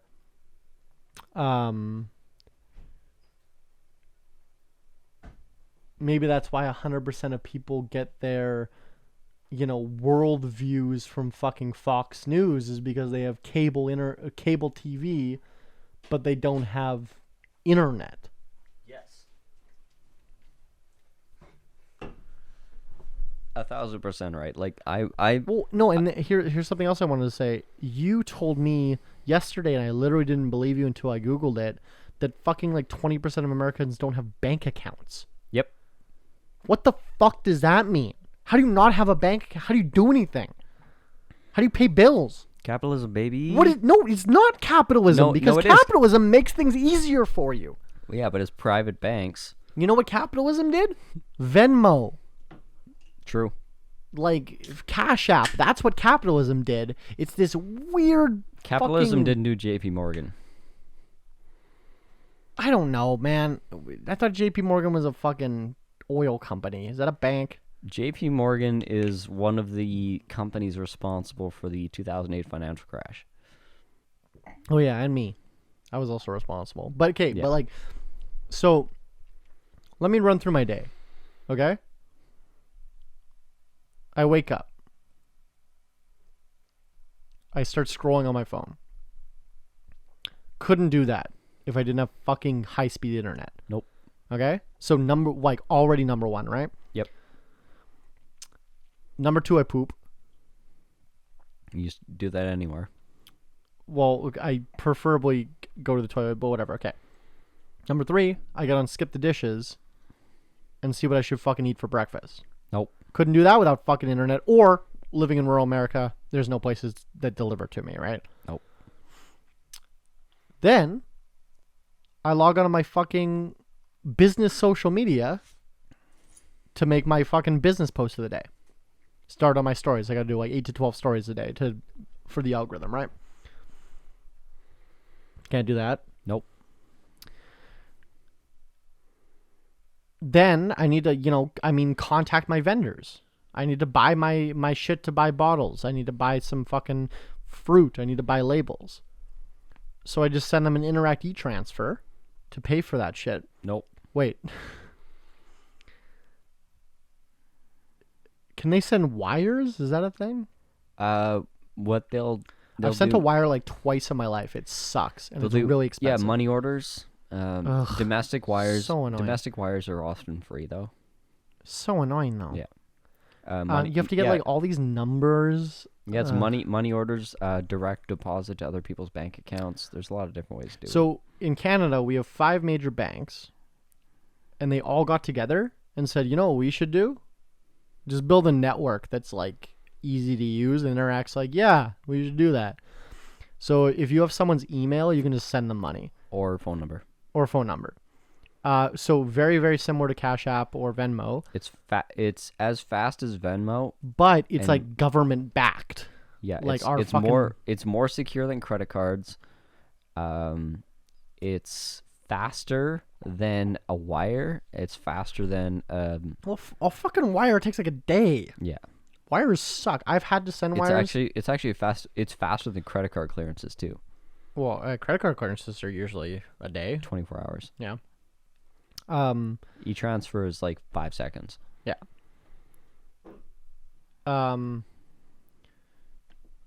So basically, my entire day as a business owner in America couldn't be done if I was living in like rural Iowa. Yep. This is why running property management in Cleveland was so difficult, because everything that I took for granted. Oh yeah, you like couldn't call people because it was like they didn't. Exist. I couldn't call people all the time because they didn't have phones, or they didn't have power to charge their phone. We couldn't do the e-transfer thing. We couldn't do credit card, obviously, 'cause most people didn't have credit cards. Bank transfers, electronic transfers, mostly couldn't happen. There was, sending mail was often quite difficult. Yeah, because we had like a mail delivery service with our property management app where we could just like mail statements and bills and stuff like that. But the delivery rate was just awful, so we just didn't even bother with that. Yeah, the infrastructure in general, like there's like if you've been in a ghetto, you understand the grocery blackout. You understand the technology blackout zones. Like, you're not going to find a computer store. You're not going to find a cell phone store. You're not going to find an organic grocery store. You're not going to find a good fucking family food restaurant unless it's, some family in the neighborhood has a small restaurant that subsists on locals, but that's pretty rare. You don't have the basic infrastructure because the zoning doesn't require it. The state doesn't fund it. The white capitalists don't care, and it's just you have these dead zones of America that just there's no benefit, there's no profit. Like the U.S. This is why the U.S. Postal Service is the most loved and respected institution in America, because it's like in some places it's the last remaining federal utility or service that they have access to besides electricity, which is probably privatized as well. Electricity is federal? I don't think so. No. Like, I mean, it's usually, unless you're in Texas, it's a federal network, right? Is it? I don't know. It's just private companies that like get contracts and quote unquote sell it. So they buy contracts with the producers of electricity, and then they sell contracts to the consumers of electricity. They make a markup. Okay, sure. But the networks are federal. Sure. Okay. And the infrastructure is federal. Do you think we have a better system just because we have less people? I think we have more land. Certainly. In most places, I don't think you could claim our system or their system is better. What, for electricity? Yeah. Okay, but like you're telling me 20% of fucking Americans don't have bank accounts. Yeah, it's because fuck? It's because the banks don't have incentives or reason to just like in Canada they accept anyone. Anyone can walk into a bank and get an account. Well, yeah, what's the risk? People bounce checks. Overdraft. You don't have to give them a check. Well, you got to pay for the checkbook. Yeah, you don't like the amount you pay for checks cover the bounce checks usually. Like, right. You're also insured by the fucking. Yeah, no. There's a bank insurance agency. The government runs a fucking insurance agency. Yeah, but if there's no profit to be made on that person, why would you take them? If they're not taking any credit with you, if they're not taking any debt with you, like if they're going to pay you $7 a year for services, our big five banks, Royal Bank of Canada, Bank of Montreal, Scotiabank. And by the way, this goes for most European countries as well. What was the other one? Scotia, CIBC. Oh, Toronto Dominion, and CIBC. Our big five banks, those are all in the top 10 highest grossing companies in Canada. Yeah, and so don't give me the Canadians care about people and not profit, and American banks care about don't care about profit. They're also in the top banks in the world. Yeah, and they're fucking selfish as fuck. It's not that American private banks don't, like a private bank doesn't give a shit about, or only gives a shit about profit, so they don't do stuff that's good for fucking people. Because our banks are fucking shitty too, and they accept anyone. Like what is the difference here? I think I don't have an answer. I think education has a lot to do with it, where people just live on cash, and that's just they live their entire life on cash. Do you have cash? They get paid in cash. They pay their bills in cash. They buy their groceries in cash. They have their savings in cash. That's just it. It clicked a little bit for me right at the beginning of the pandemic. So I deal a lot with cash because I do a lot of like farmers markets as my business. Yeah. Like personally, I haven't carried a wallet in like 5 years. Yeah. I don't even have any debit cards. I fucking just have my phone. Yeah. I have my credit card on GPay. I literally don't carry my wallet anywhere. I've gone to places, to stores where there's no tap, and I'm like, I'm sorry, I gotta leave. Like, but anyway, I remember right at the beginning of the pandemic when the banks had to close, like they couldn't have tellers. Yeah. But the ATMs were still open. They had like the RBC by my house had fucking like 20 pages of instructions of like how to pay your bills digitally. Yeah. In all these different situations. Oh, if you're doing it like this, do it like this. If you do it, I'm like, who doesn't know this? But then I'm thinking about it. And I'm like, oh my God, like people still walk into the bank to pay their hydro bill. Yep. Why don't you just pay hydro? Why do you have to go through the bank? You know what I mean? But you can't walk in a hydro and pay your bill. I guess not. But what the fuck? You know what I mean? Like yeah. I literally, and I didn't come from a. We take it entirely for granted. That's what I mean. That we do this shitty. We take it entirely for granted that you can take care of all your monthly, like bills, transactions, all your banking work in like 35 seconds from your cell phone. Not only that, but I have it automatically done. Exactly. Every single recurring bill that I have, gets automatically charged to my credit card, which then I get fucking air miles on. Right. The only exception, which then is funny because the only exception is my water bill in my house is under my roommate's name. Yeah. She doesn't even have to text me what the total is or anything. She sends me a request for money over Interact e-transfer. I just hit accept and it sends her the money and auto deposits in her fucking bank account. Yep. Like money management, like as far as like that goes, is the least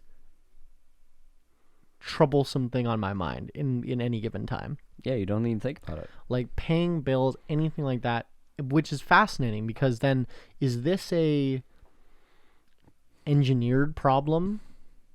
I think so. I'm leaning that way too. Like, let's talk about this country because I'm more familiar with this country. Do you think that this is a direct attack on like people of color, mainly indigenous people, lower income people? Like, do you think it's deliberate against them? No, because a lot of their benefits and like if you want to receive like I don't know this for sure, but like basically when you turn 18 and you're, you know, a full status quote unquote Indian in not our word, the government's word. Yeah, if you're full status Indian, you turn 18, you get like $2,000 like the day you turn 18. Depends on your band. Right. Yeah, so it's a certain amount of money. And before you start freaking out, here's something I didn't learn until I was fucking 18 because they don't tell you in school.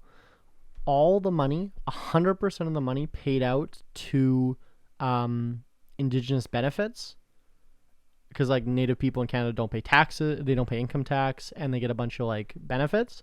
100% of that money is generated from a national fund. The Queen put like $100 million in there in like 1850, and then they've been investing it. Right. Since then, they pay 100% of all that money because I hear racist people going, "Fucking these natives, like they just live on my fucking tax money." No, they don't. It's a separate fund that is not related to your tax money at all. Yeah, no, it's actually they disproportionately Aboriginal people in Canada receive like significantly less than everyone else of the budget. Oh, the federal budget. Yeah. Yeah, 100%. Significantly less. Well, because and just even dollar for dollar, significantly less. Here's a good one. The reserve on the lake that Manitoba gets its drinking water from has been under a boil water advisory since 2014. Yeah, they don't have safe water. They just got safe water like this month. Jesus Christ. They can walk to the reservoir where I get my tap water that I can drink. But they could not access it. They would get shot if they accessed it. Yeah. We have Freedom. lost the fucking way so long ago. Like forever ago. So goddamn long ago. Yeah, like scuttle those That boats. it's If someone's sad. like, I'm gonna go explore another land, just brick them. Just fucking brick them in the face. Just hit them. Throw them into an If someone electric says, fence. I'm gonna go on a missions trip, and Suplex them into an electric fence. just suplex them into an electric fence with a brick. Like that's all that you need to do, and you'll save the future generations So much pain. what I want to finish on before we do business tips is I think I'm an anarchist now. Yes. Officially. Welcome to the dark side. Officially. So here's the thing. And I know this will get a lot of roll eyes, but I've self-identified politically as a libertarian for a long time. Yeah, we both are.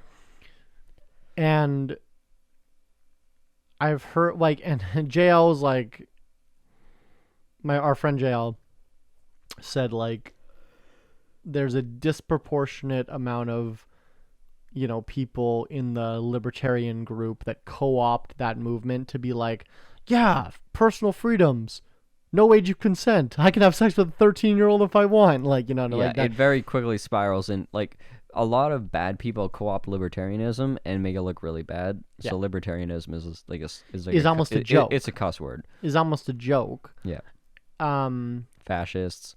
Well, and same with even anarcho-capitalism, which I think I maybe identify. I don't like identifying myself with any political view because I don't. Because if you label me, you box me in. But so here, good example. We just had the election on Monday.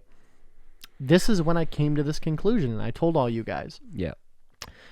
I started doing research of who I was going to vote for, and I realized there was not a single party that represented more than 50% of my views. Yeah. Not a single one. Yep. And I said, oh, this is a fucking scam. Yep. There's not, I used to think, I never made it, and I won't get into the story, but I was going to run to be an MP, member of parliament, and I went through it was a whole thing. You can Google it. But I honestly thought that if I got into politics, I could make positive changes. And that was 5 years ago. And now I legitimately think that the system is so broken, you cannot make a difference, no matter how well-intentioned you are. Because we just had an election with a black woman and a guy with a turban, and they get on stage before a debate, and they acknowledge that they're on stolen indigenous land. And then they go on to debate who's going to be the leader of this imperialistic colony. You know what I mean? It's so disingenuous. Give the land back then. Right? You're an elected, Jagmeet Singh. Forget giving the land back. Just have a position of equity of 50-50. Well, shut the fuck up. Own it then. Yeah. Be like, yeah, man, it was bad. Don't Jagmeet Singh, the leader of our NDP, our New Democrat Party, the most left, the most left party we have,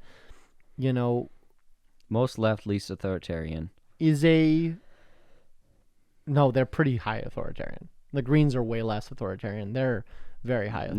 No, they were below the x-axis on authoritarian. Yeah, which I think is higher than the.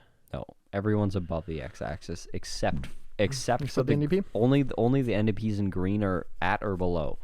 Sure. Okay. Everyone else is above them. Sure, but he is a member of parliament for his district. We're talking about the political compass, by the way. But yeah, I think Burnaby South, I want to say, is Jagmeet's riding. Why doesn't he just give that back to the indigenous people? His riding. Expensive. Well, he's the MP. No. Shut the fuck up then. Yeah. Don't acknowledge. I acknowledge that our ancestors stole this land. Shut the fuck up. Like, they're so disingenuous, especially these lefties. Because at least, the right-wing people are openly racist. This is ironically Zach's argument of why he likes the Republicans more, because the Democrats are racist and authoritarian and paint themselves as progressives and bigoted and whatever, and they paint themselves as a progressive alternative. At least the Republicans are like, yeah, we're bigots and we love it. Yeah. Well, I saw today there was a thread. And I'm like, yeah, I can't fucking argue with that. Just when I was talking about Biden's opening a containment camp for refugees at Guantanamo Bay, there was a bunch of people in the tweets responding to it that had like a fucking black fist in their profile picture, being like, Mitchell resists is their fucking at, and they're like, no, there's beds and fucking toilets and stuff at this refugee detainment facility, so wow, it's way better than Trump's. That's a high bar.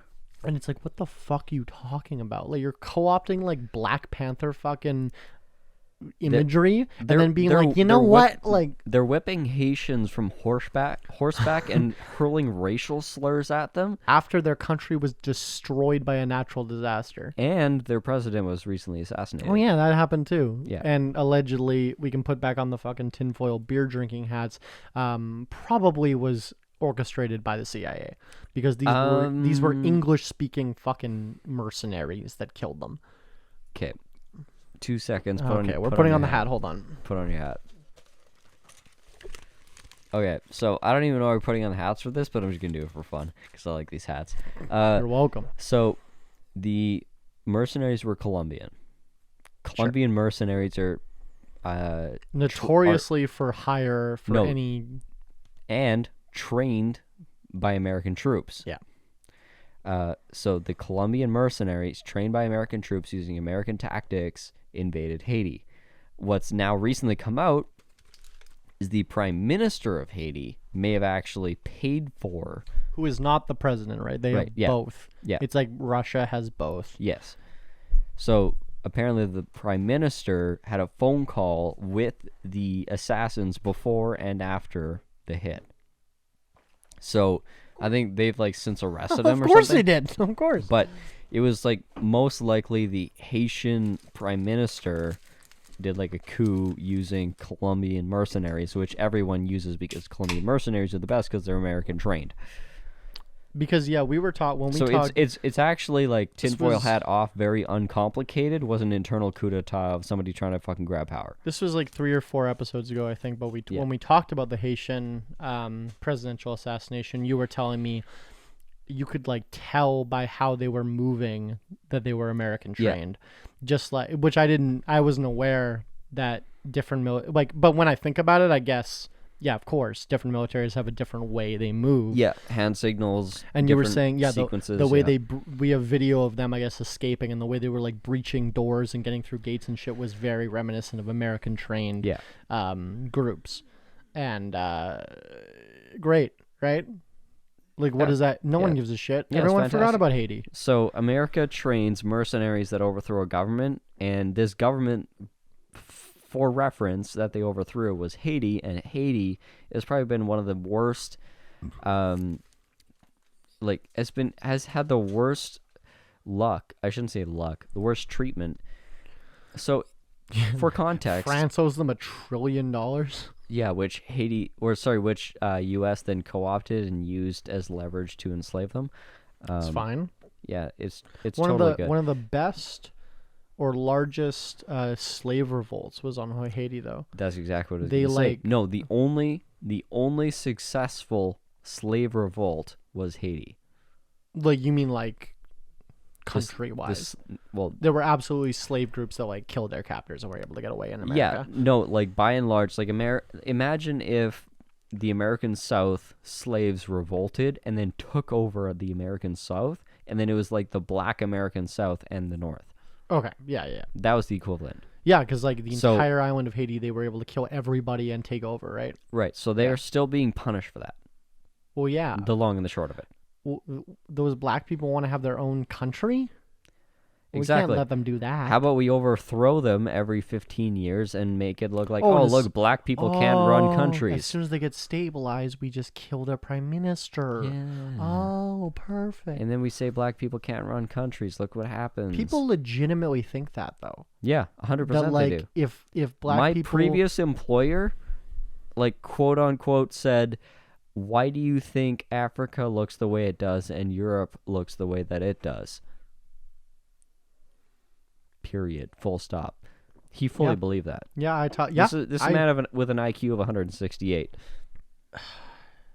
Yeah, like, well, and then I find myself so lost in thinking that billionaires that employ tens of thousands of people are doing more good than bad. Look up the banana wars. But then I also think this country's built on racist colonialism. Because it is. But you know what I mean? Like, there's no major belief that I have that I'll, like, okay, take two of my top two, okay, I have top 10 beliefs politically.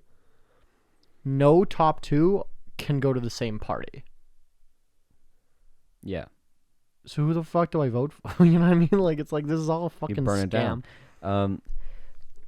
All of the worst crimes against humanity and like colonial atrocities were all committed by like sons of billionaires who had to like go out and make a living because their own market, their own like let's say you're a lord in the UK. Sure.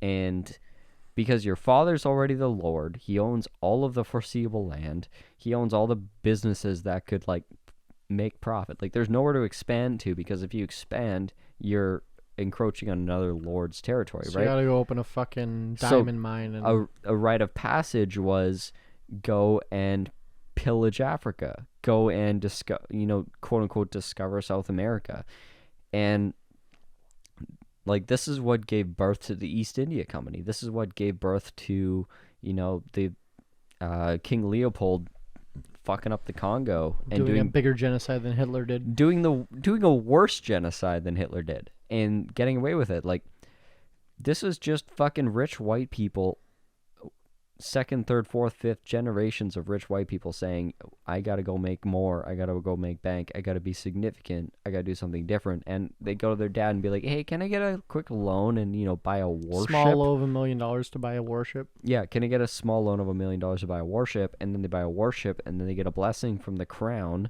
to act on behalf of the Navy, and then they show up with their warship that's not actually powerful enough to do anything, but they fly the right flag on top of it, and the nation they land on knows that they have the crown behind them. Oh shit, Britain's invading us. Exactly. So whether or not Britain actually endorses it, what are you going to do? Call them? Like, no, they just because they don't have internet in rural Haiti. Wait. Or ships. Oh wait, it was 1477. Yeah. So, like, wait, when was internet invented? 1479. Yeah. Yeah. So I guess it doesn't. It didn't work. It was too early. Yeah, it was too early. The dawn of man.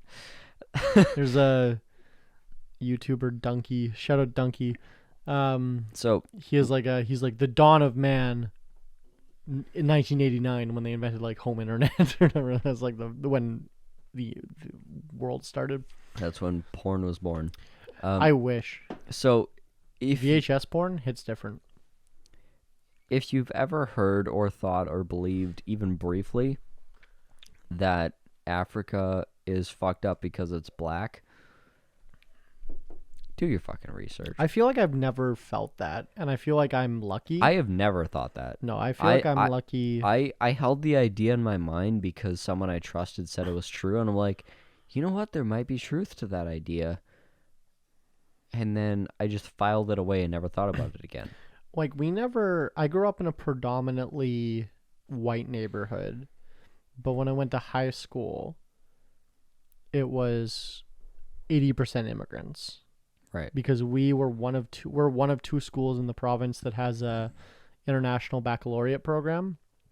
So all the smartest immigrants that want to take IB have to come to my high school. Okay. So it was like extremely diverse. 20% Brazilian. Yeah. Number one, who are all like making fun of us because they do algebra in grade fucking 5. Yeah. Like I remember, but like yeah. So I remember we had like growing up, I think we had like one black kid and like one native in my grade like 1 to 6, and then 7 to 9 because that's how we split schools here. 1 to 6, 7 to 9, 10 to 12. My 7 and 9 got more diverse, but probably still 60% white people. Yeah. And then in high school, it was just like most like white people were the minority. And I never thought about it when I was growing up. Yeah, because they're fucking people. I didn't give a shit. Like, and I guess like my parents aren't. I want to say they're not racist. No, they're not racist, but they're like they just don't have any friends at all. So no black friends. But I feel like I never was like, it was like I would bring home a friend and he was like native and then it was just like not a thing. Yeah. You know what I mean? Like it was never. No, your parents are absolutely not racist. No, I know. That was a joke. But like I feel like I never even acknowledged it. Yeah. Subconsciously. It was like whatever. It wasn't till I got older, probably after high school, that I started reading more news and being more involved in politics. And I'm like, oh, people care about race? Yeah, and then you learn about race. Like, that's the worst part about growing up is you learn that racism exists. Literally, because it never was a problem. Like, this is in general, like, they've done studies on this. Racism is a learned behavior. Oh, yeah, obviously. Yeah. You ever see those videos of babies, different color babies? Yeah. There's like there's a video I saw like a long time ago that's like black mother carrying a black baby, white mother carrying a white baby, and they're both like, fuck you, and like chirping each other, but the babies are like trying to hold hands. Yeah. Right? Like it's like, this isn't a fucking like ingrained in you behavior. Like, if you're black in America, tell me, like, respond in the comments, what age were you when your parents had the this is how you handle cops talk? Yeah, well, I remember, who was it? Because it's too fucking young. That's think what it was- it is. It's like 12. I want to say it was Ice Cube was asking people the first time they heard the N-word. Yeah.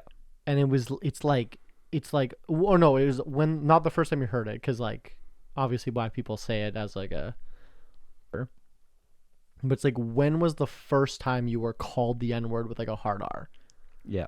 And these people were like, oh yeah, I was 7. I remember. Yeah. It's like, what the fuck you talking about? Like, you know what I mean? Ooh. Like, I'm getting my gun and fucking unload. I feel like I learned the N-word from like rap music. And then learned it was bad. Yeah, because we never said it as a cult. Like, I don't know if that's a culture here in Canada. Like, Canada, I think it's a Winnipeg thing. Canada is absolutely racist. I think it's more of a Winnipeg thing. Winnipeg is we are lucky. Well, you didn't grow up here. I grew up here. I grew up in Whiteville, Manitoba. Yeah, Winnipeg, Manitoba, Canada is one of the most diverse. I think it's in the top 5 behind like New York City of different races. Like Singapore. We have the highest population of Filipinos outside the Philippines in Winnipeg. We have a huge Ethiopian population, huge Nigerian population. Yeah, just Africa in general. French. Well, yeah, and then we have a bunch of Quebecois French people, a bunch of French people, because we have a lot of black French people. We have a French-speaking district. Yeah. So we get a ton of French people. Yeah, man, like we just have such a diverse fucking group of people.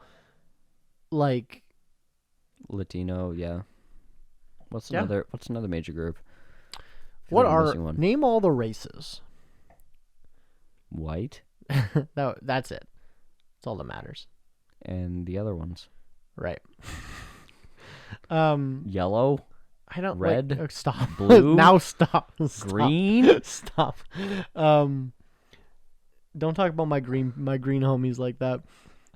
But I feel like I don't know. I'm green. I don't like to be like, I'm not racist. I'm such a fucking good I'm a piece of shit human being. But I feel like I'm not racist. You know what I mean? Like when I feel like hip hop had such a unique impact on me when I was a kid. Yeah. My parents hate hip hop music. And when I was like, there was a year where like my grandfather, who I was very, very close with, passed away. And that same year I had this girlfriend in quotations, as much as a girlfriend in like 8th grade can be, right? Like we didn't have sex, but like, you know, like left me like the same week that like my grandfather died or something. And I remember just being in this like depressive, like self-harm state, right? And hip hop music like really helped me cross that kind of boundary. And then also George Carlin, who I quote constantly on this podcast, was the first person that like gave me a perspective on my life, where everything he was saying, I'm like, oh wait, I can think about life like that. Like, yeah. And that like those two things kind of got me out of the muck. But hip hop has had such a profound effect on my life. And then, you know, 90% of the rappers I was listening to were black.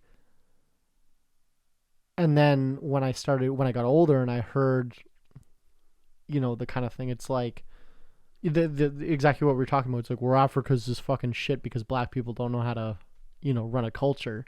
And I'm like, what are you talking about? Like, all of my culture has been influenced by black people.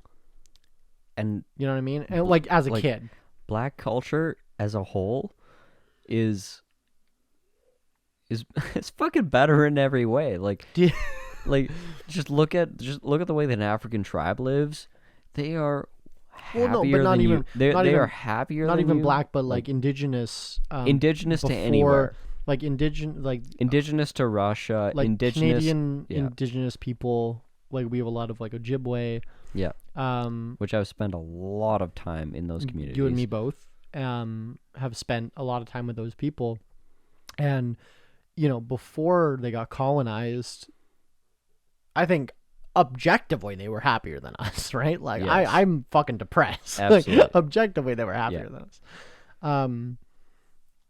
And I guess it's just such a failure of like I'm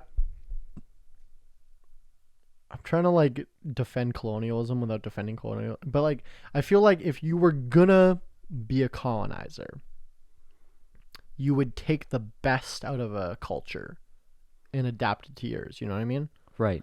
Like if you were gonna take something over, you'd be like, oh man, they're doing that shit way better than us. They know how to run this land.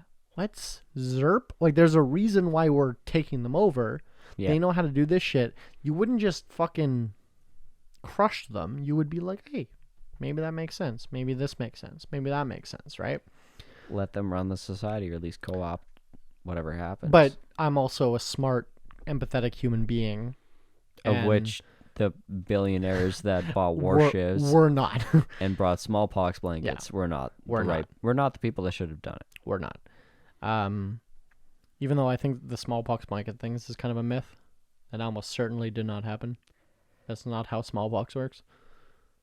Yeah, it was more so the people had I think so. all kinds of I diseases. think the people had diseases they'd build immune. Like you can get carriers, yeah, the flu and carry it with like having a cough, like COVID. but kill somebody. Yeah. Yeah, like COVID. Yeah. No different. Yeah, the blankets thing is. Wait, Yeah, COVID? Wait. Colonizers weren't even that bad. It was COVID that killed everyone. oh, COVID-19 equals 1919. 1819.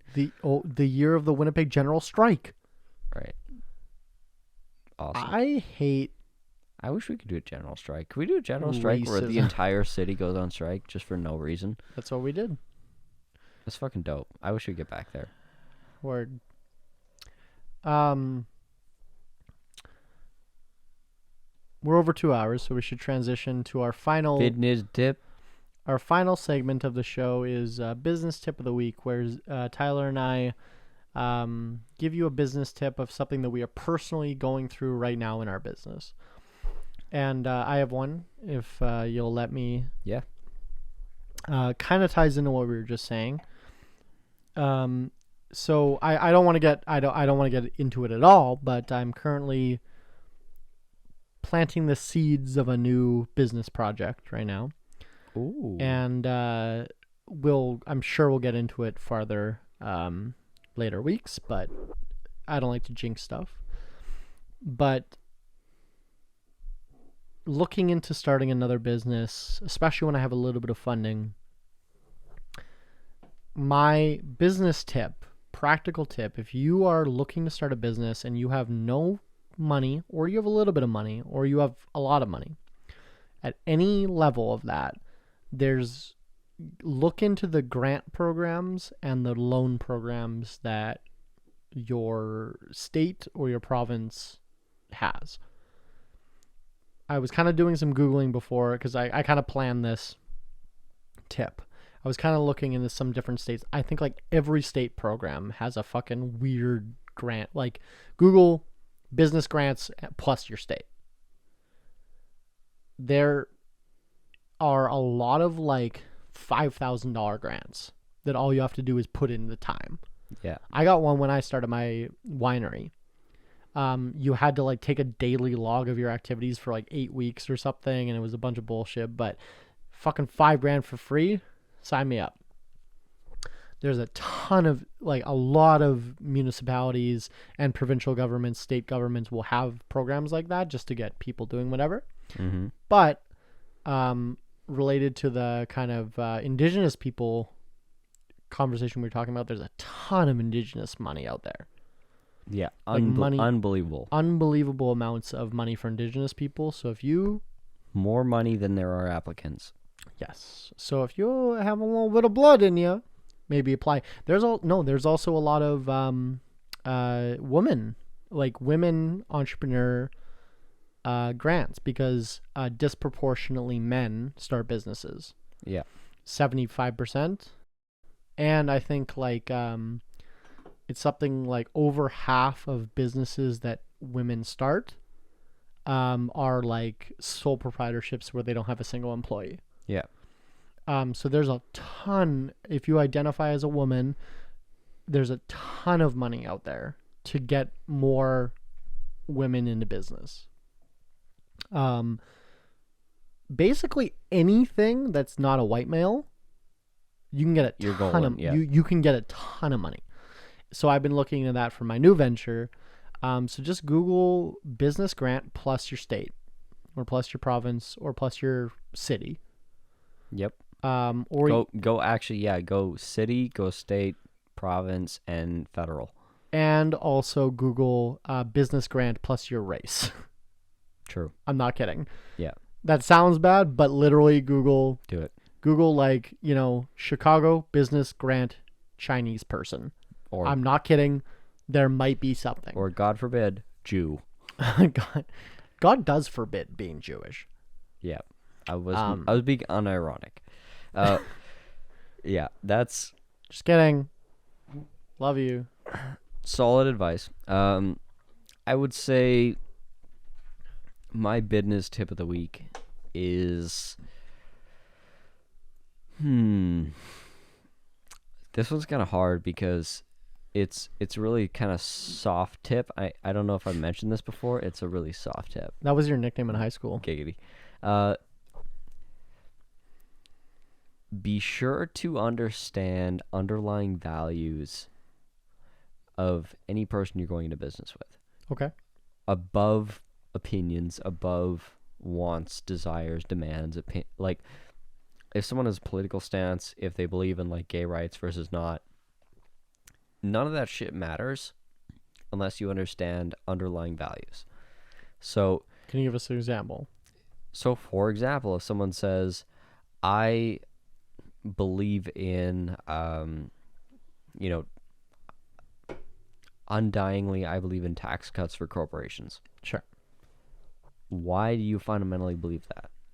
Is it for... Because taxation is theft. Is it for personal enrichment? Is it for a philosophical belief on taxation? Is it for religious reasons? What you're saying is the context behind... Understand underlying values.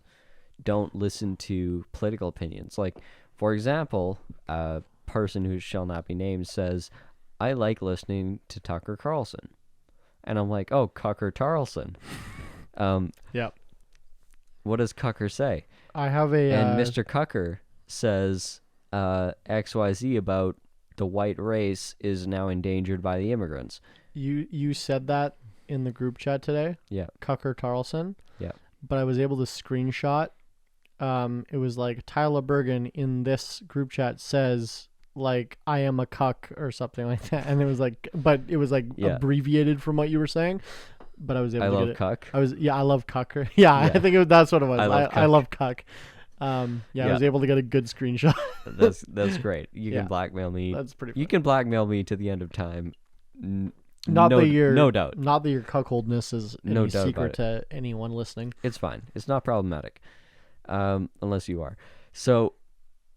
Cucker Tarlson has he like the way that he speaks is in ambiguity. He speaks in questioning everything, in like questioning facts. Like he hates facts. I'm not saying what is it?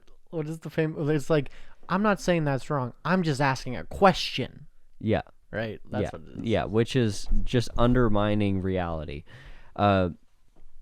He's a fucking scumbag. He's a fucking grifter. He's allegedly the worst person on the planet that's ever existed. But how do you deal with someone that says, I like listening to Tucker? How do you approach that problem? And I'll let you know next week, I guess. But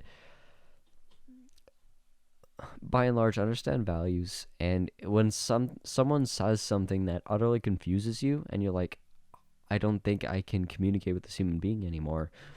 Keep in mind that there's only a small percentage of people that are actually radically different from you in such a way that you cannot relate to them. There's a tiny, tiny percentage of people that you cannot find common ground with. And right now, a big thing is I don't want them to poison the environment. I don't want the liberals to pass pipelines. I don't want the conservatives to, debunk the carbon tax. Like, whatever it may be, there's common values, there's common ground. You need to find it and use that to get along and agree with people, because we agree more than we disagree, despite what the fucking media and despite what our politics says. Because if I was to sum up the last election, it was... I shouldn't say the last election. If I was to sum up democracy, it would be... Do I want to cut off my right leg or my left leg or my cock? I always use... Those are my three choices. Which one would you prefer? I always say, do you want to get shot in the face or the balls? It's like, I guess the face. Like, who wants to get shot in the balls? Like, yeah. No, that's exactly what our choices are like. And if you swing one way or the other, whether you choose face or balls does not mean that you both want to get shot or neither of you want to get shot. Yes. It's like, no, but, you have very like abstract reasons as to why you know. Both people to be like, wait, neither of us want to get Why shot. are we getting shot Why at? are we picking and then to fuck up the guy with the gun? Yeah. That's what it takes, right? Yeah. Like, so yeah. So fuck up the guy with the gun. Forget about your face and balls. Never forget about your balls. That's my And business tip of the week. Buy a gun. Find your local constituent. Get some bolt cutters. Get some bolt cutters. Okay, if you're about to encourage our listeners to assassinate their local... No, I just said get a gun. And locate your local MP. And that's it. Those things are not correlated. My face right now. Alcohol Beyond This Point Ltd. does not support the individual opinions of its hosts. Neither do I. Right. Anyway, thank you for listening to the podcast. Alcohol Beyond This Point on Instagram, Alcohol Beyond This Point on podcast on Facebook. Alcohol. If you're listening anywhere where you can comment, can you please leave us a comment of where you're listening from? We really appreciate it. My name is Willows. This is my co-host Tyler, who is kind of insane, and it's fine because this is a joke podcast, completely unserious for entertainment value, and we don't endorse... It's all hyperbole. Yes, we're not endorsing any sort of illegal munitions and or... However, the legal type is fine. Okay, anyway, bye.